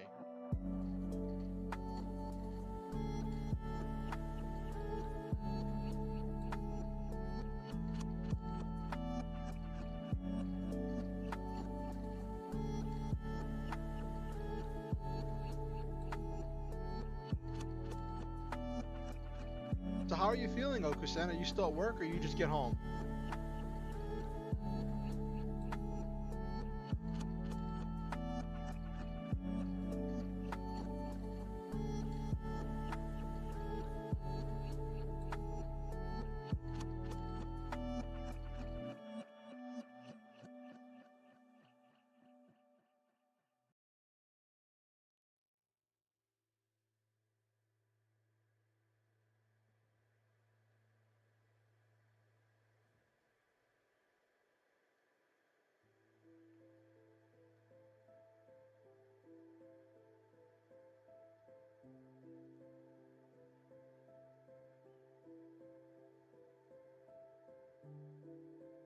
Oh, you're on break now? Hey, that's great. Did you ever get a chance to work on that video editing?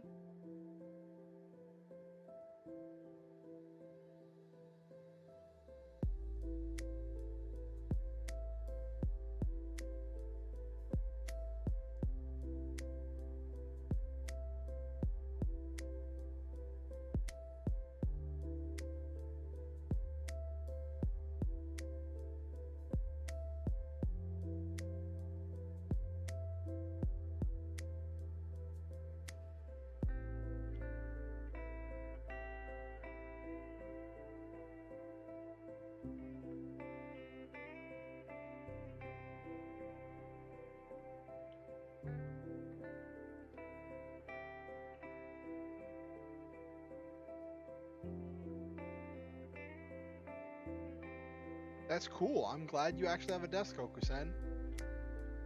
Having a desk, having a place to work is important.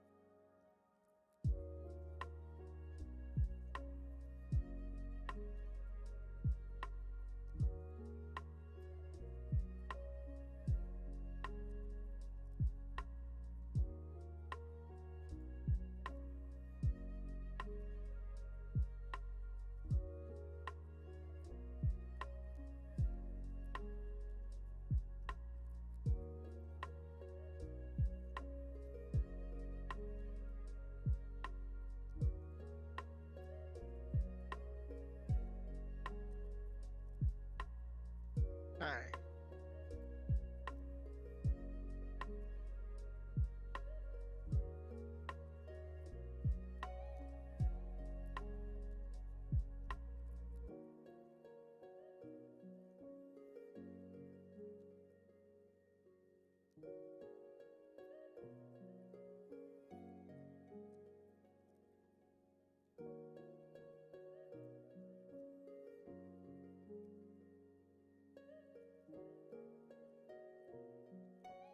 Thank you, Okusen. I appreciate that. We're at 22 out of 27. So hopefully by the end of the week I'll have this done. So my plan right now, ideally, would be have this done by the end of the week. Take, till New Year's. Take like what is it? Like a couple weeks. Where I just don't look at it, don't interact with it, don't touch it at all. And then in the new year, come back to it, run over it with Grammarly, do some editing, and then start doing research on what it's going to take to self-publish. I also still need a title. I could just call it my Vtuber Lore novel. Oriansenshi Vtuber Lore novel.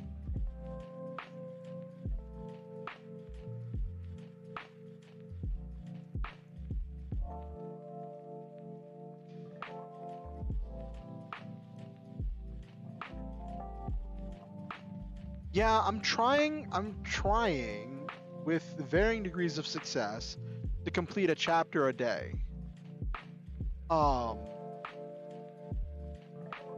And like it's this thing where like I'm doing this at the exclusion of a lot of other things. I haven't worked on my character development course in a while, which I probably should. I've barely touched working on my video game. And I'm like, I do miss doing other things.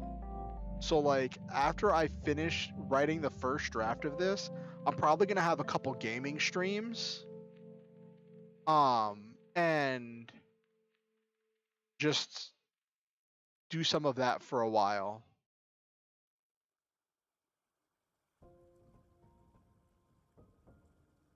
While I try to recuperate, and because like I always knew that this pace that I was keeping wasn't really sustainable. That is a very interesting face, Okusen. But thank you for dropping by. I appreciate it. I'm probably going to be winding down with the stream here in a little bit. I'll probably do more writing later, but I probably want to stop and get something to eat. But I want to finish this passage. I want to finish whatever's happening here.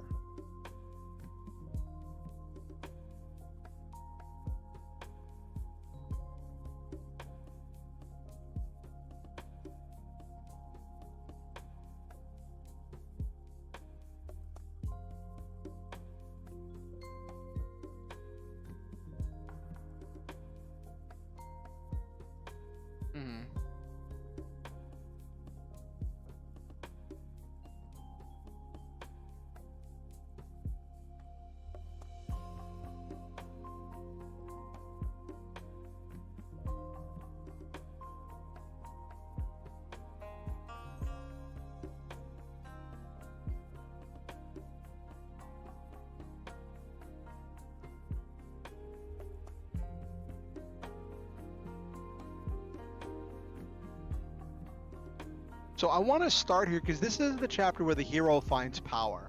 And I want to start here with Orian waking up like, okay, I survived, and just being completely powerless. Like he spent this entire story gaining more and more power, becoming more and more capable, gaining new strength, growing, developing, overcoming personal hurdles, surviving emotional trauma. He spent all of this time growing, and then I want to start this chapter with him having none of that and being completely helpless. I like that. I like that idea. Like have him being cared for by one of the Earth Star Hunters, which will give me a chance to really explore having a non-binary character in the story because I haven't done that yet. So having Orion be cared for by one of the Earth Star Hunters, and starting to realize that, the rest of the galaxy isn't ready to give up yet, and starting to find the power to try again after that dismal failure. Like a lot of Orion's fights have been failure after failure after failure after failure, where he keeps letting himself get separated from his team. He keeps trying to do things himself, and He keeps falling for Dark Orion's traps.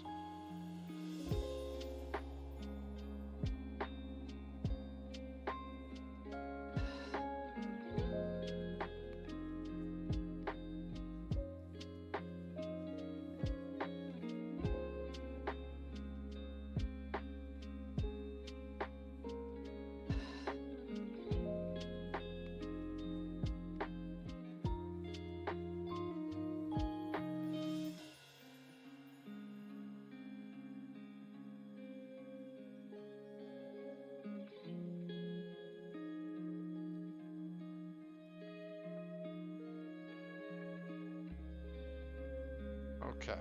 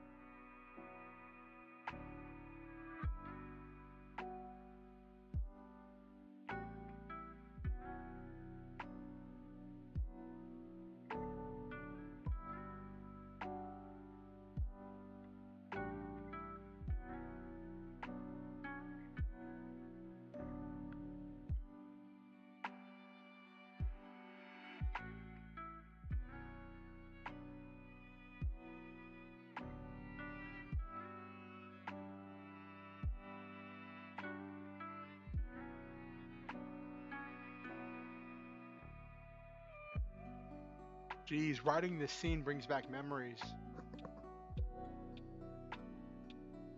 Being on the floor, throbbing in pain with no idea what to do next.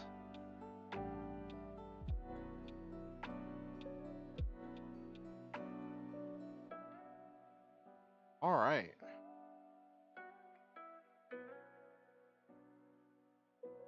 Let's see how many words we got done today. We ended up rewriting one part over, which I liked.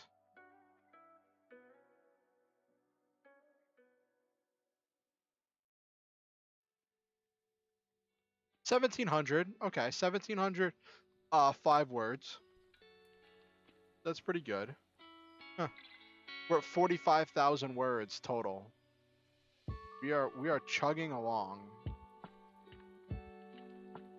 22, 23, 24, 25, 26, 27. So we got 6 chapters left. We're gonna overshoot slightly. We are definitely gonna overshoot slightly on the word count.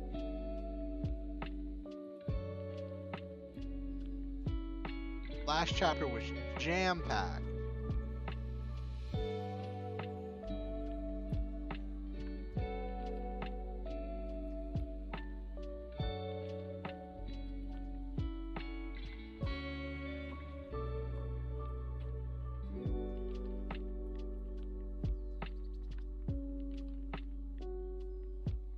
All right.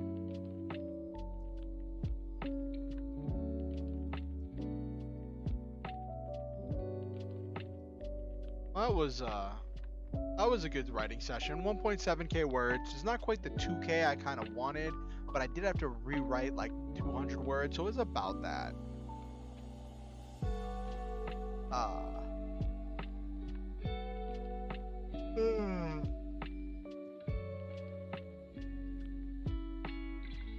Alright. So, Nabaru and anyone else who's watching, what do you have planned for this week? We're just starting the week off. What goals and plans do you have, things you want to accomplish this week? I know for me, I want to shave because my facial hair is getting too long.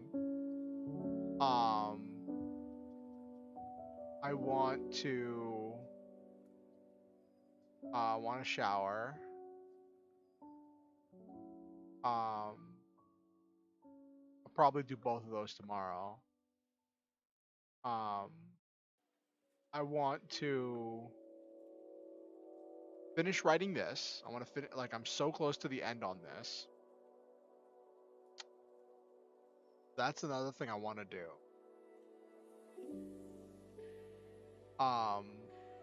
What else do I want to do?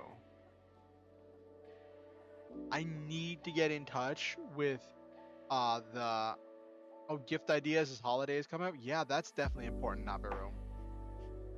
I need to get in touch with the people that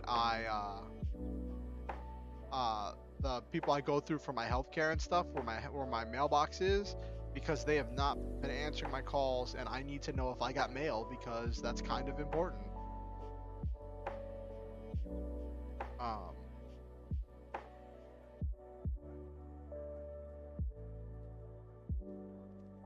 And all that stuff.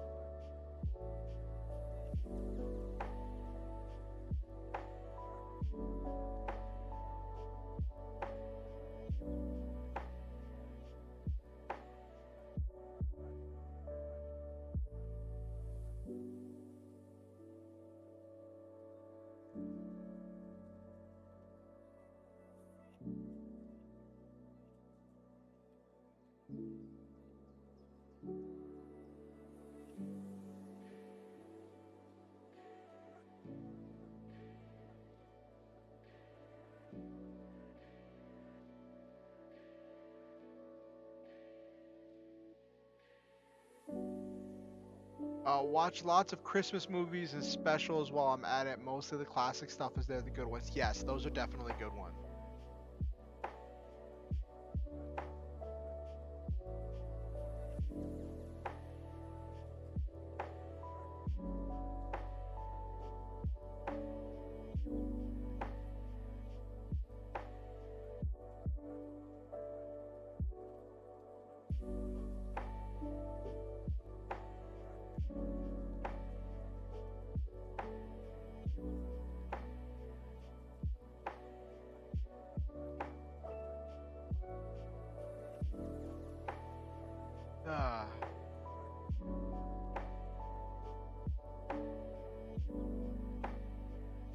So I was just Googling what the requirements are to run a PlayStation 2 emulator, and it seems like my computer should be able to run it.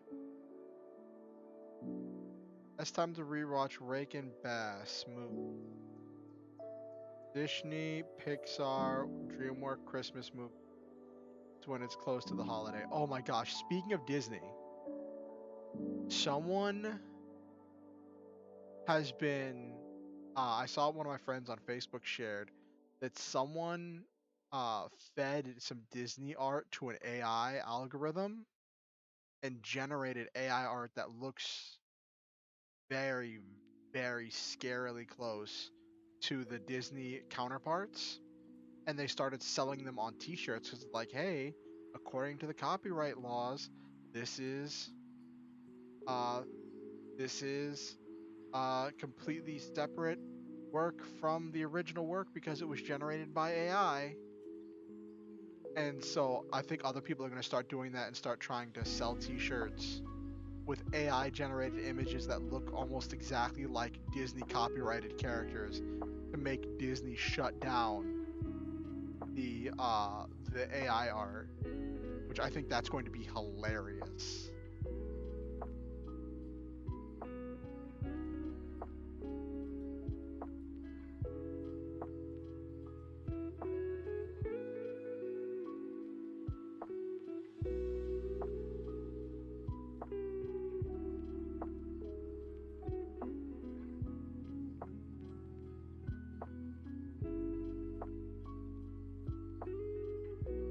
don't know. I might watch a holiday movie or two. I was talking to my mom. I still haven't told her that I'd been joking about the possibility of going back down there for Christmas to see if I get a reverse Hallmark uh a reverse Hallmark movie.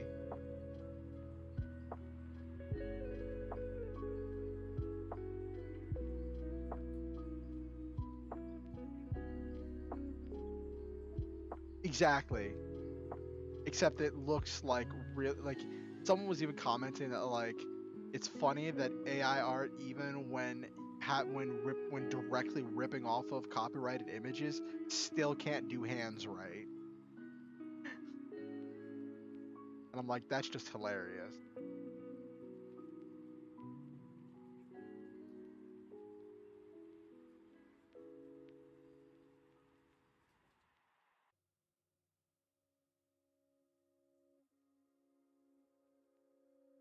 It's funny. So like about the writing, word count wise, I'm at about the same word count in my lore novel that I am in Halcyon Avenging. I'm at around that same ballpark, right?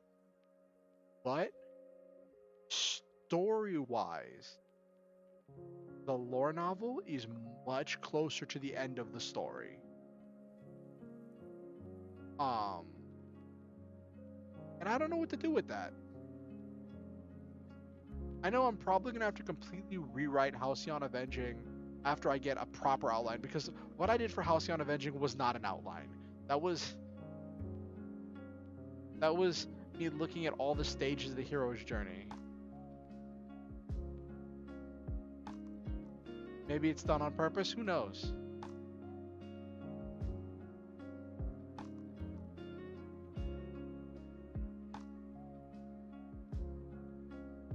Who knows?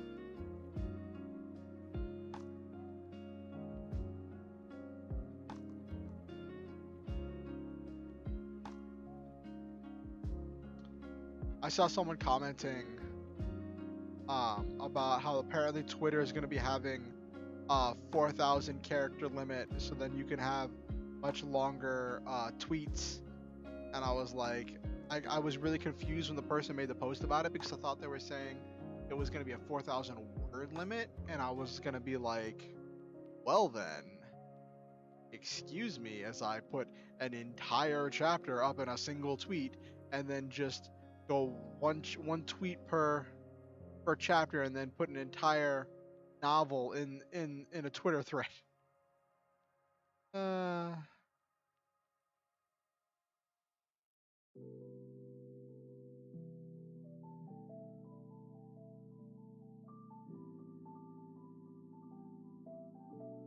Uh, that that would be funny. Someone actually commented on it. Was like, how it like for artists, it's hard to draw hands because it's a lot of detail. It's a lot of tiny detail in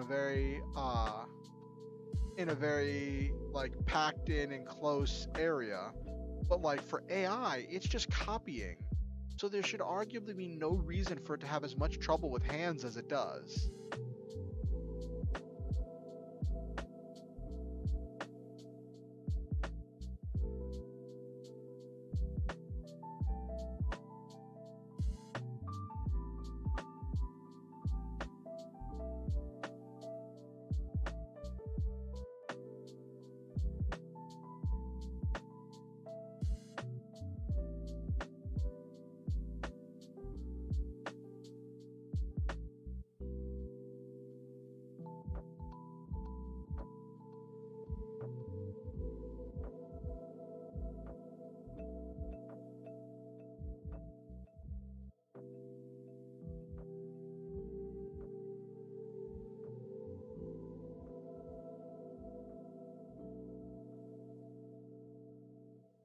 Oh my gosh. What a day.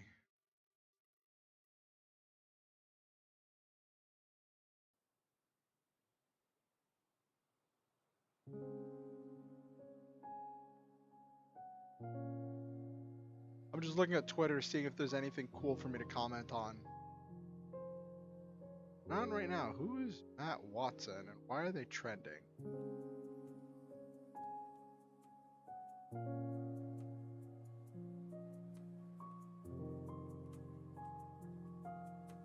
All right.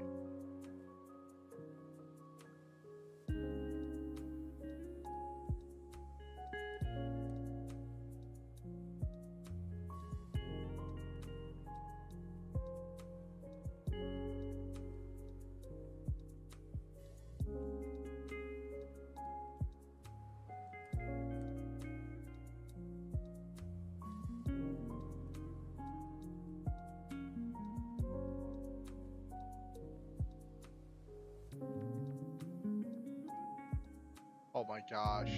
I didn't even realize Dave Portnoy have uh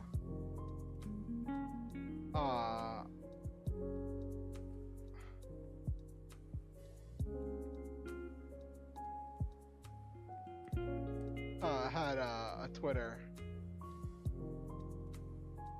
That's funny.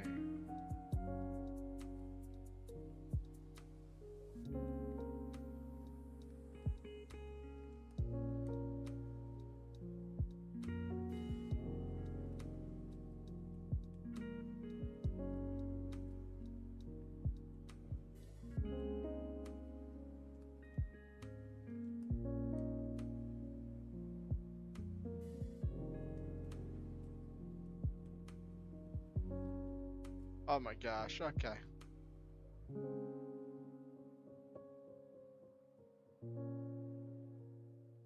So yeah, I'm thinking I'm gonna do Armored Core after I finish this. So maybe sometime next week I'll do Armored Core streams. Maybe I'll do Daemon X Machina. I have that game legally. I just don't know how much effort it's gonna take to run that. I've also heard that the story is super laughable in that, and I know that the story is really good in Armored Core games.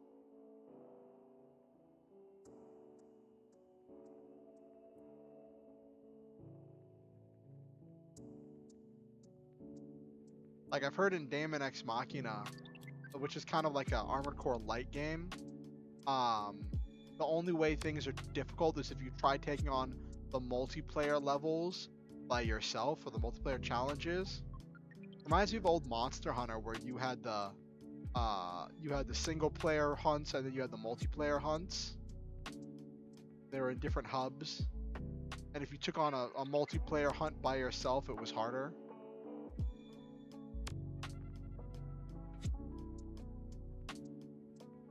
Ugh.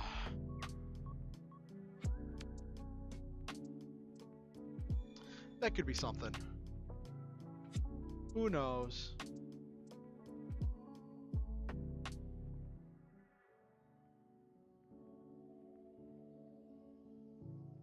Ah. So it's also funny. My friend's kid was home from school today because apparently, well, it's not funny. It's kind of sad. Apparently, there was a shooting right by the school, so they had to close school today for my friend's kid's school.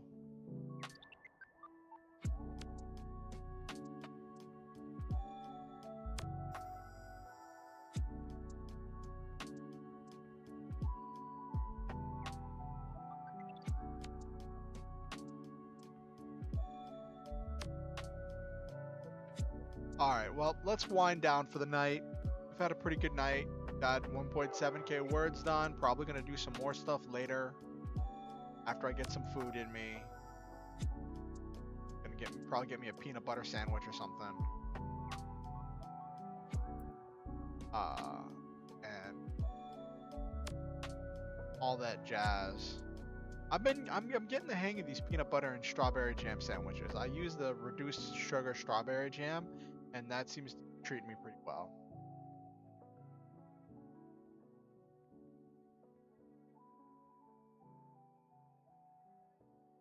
Anyway, I want to say to Nabiru, Silva, Okusen, and did we have anybody else? No, I don't think we had anybody else. And all of the bots, of course, to all of the bots, and anyone who lurked in the stream or watches the VOD afterwards. I want to say to all of you that I love each and every one of you, and I believe all of you. I think that you all are wonderful, unique, special, and precious with a one of a kind energy that only you can bring to everything you do. I believe that you all make this world better just by being in it, and every day I am grateful to live in a world with you in it. Thank you for coming to my stream. Thank you for watching my VODs. Thank you for being a part of this community and being someone that I can count not just a viewer, but as a friend. Maybe it's parasocial to say that, but I'm grateful for all of you. Yes, Nabiru, good night. Always remember the Star Hunter motto: shoot for the stars, have wonderful adventures, live your dreams, and always, always, always stop to enjoy the meat. Please be sure to like the stream. It helps the algorithm with sharing it with other people. If you have any suggestions or things you want to share with me or ideas for what I can do in the future, you feel free to leave them in the comments. As long as you're not banned, I will read them. I may not get to them all, but I will read them. If you want to keep up with what I'm doing here on YouTube, you can subscribe and ding the notification bell. It'll let you know whenever I go live or whenever I release any new content. Please be sure to share my content with anyone who you think might enjoy my content, might enjoy watching me as we go on this adventure, this journey together of writing and creating. Yeah. And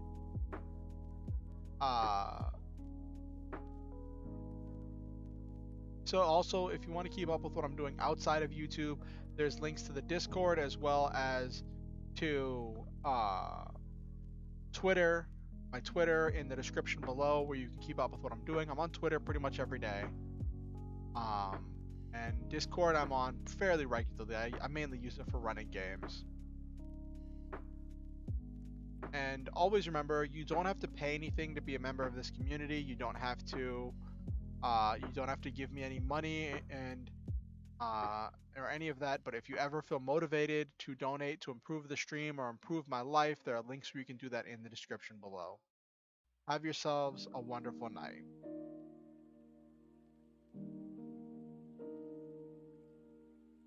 Where's the button? There we go.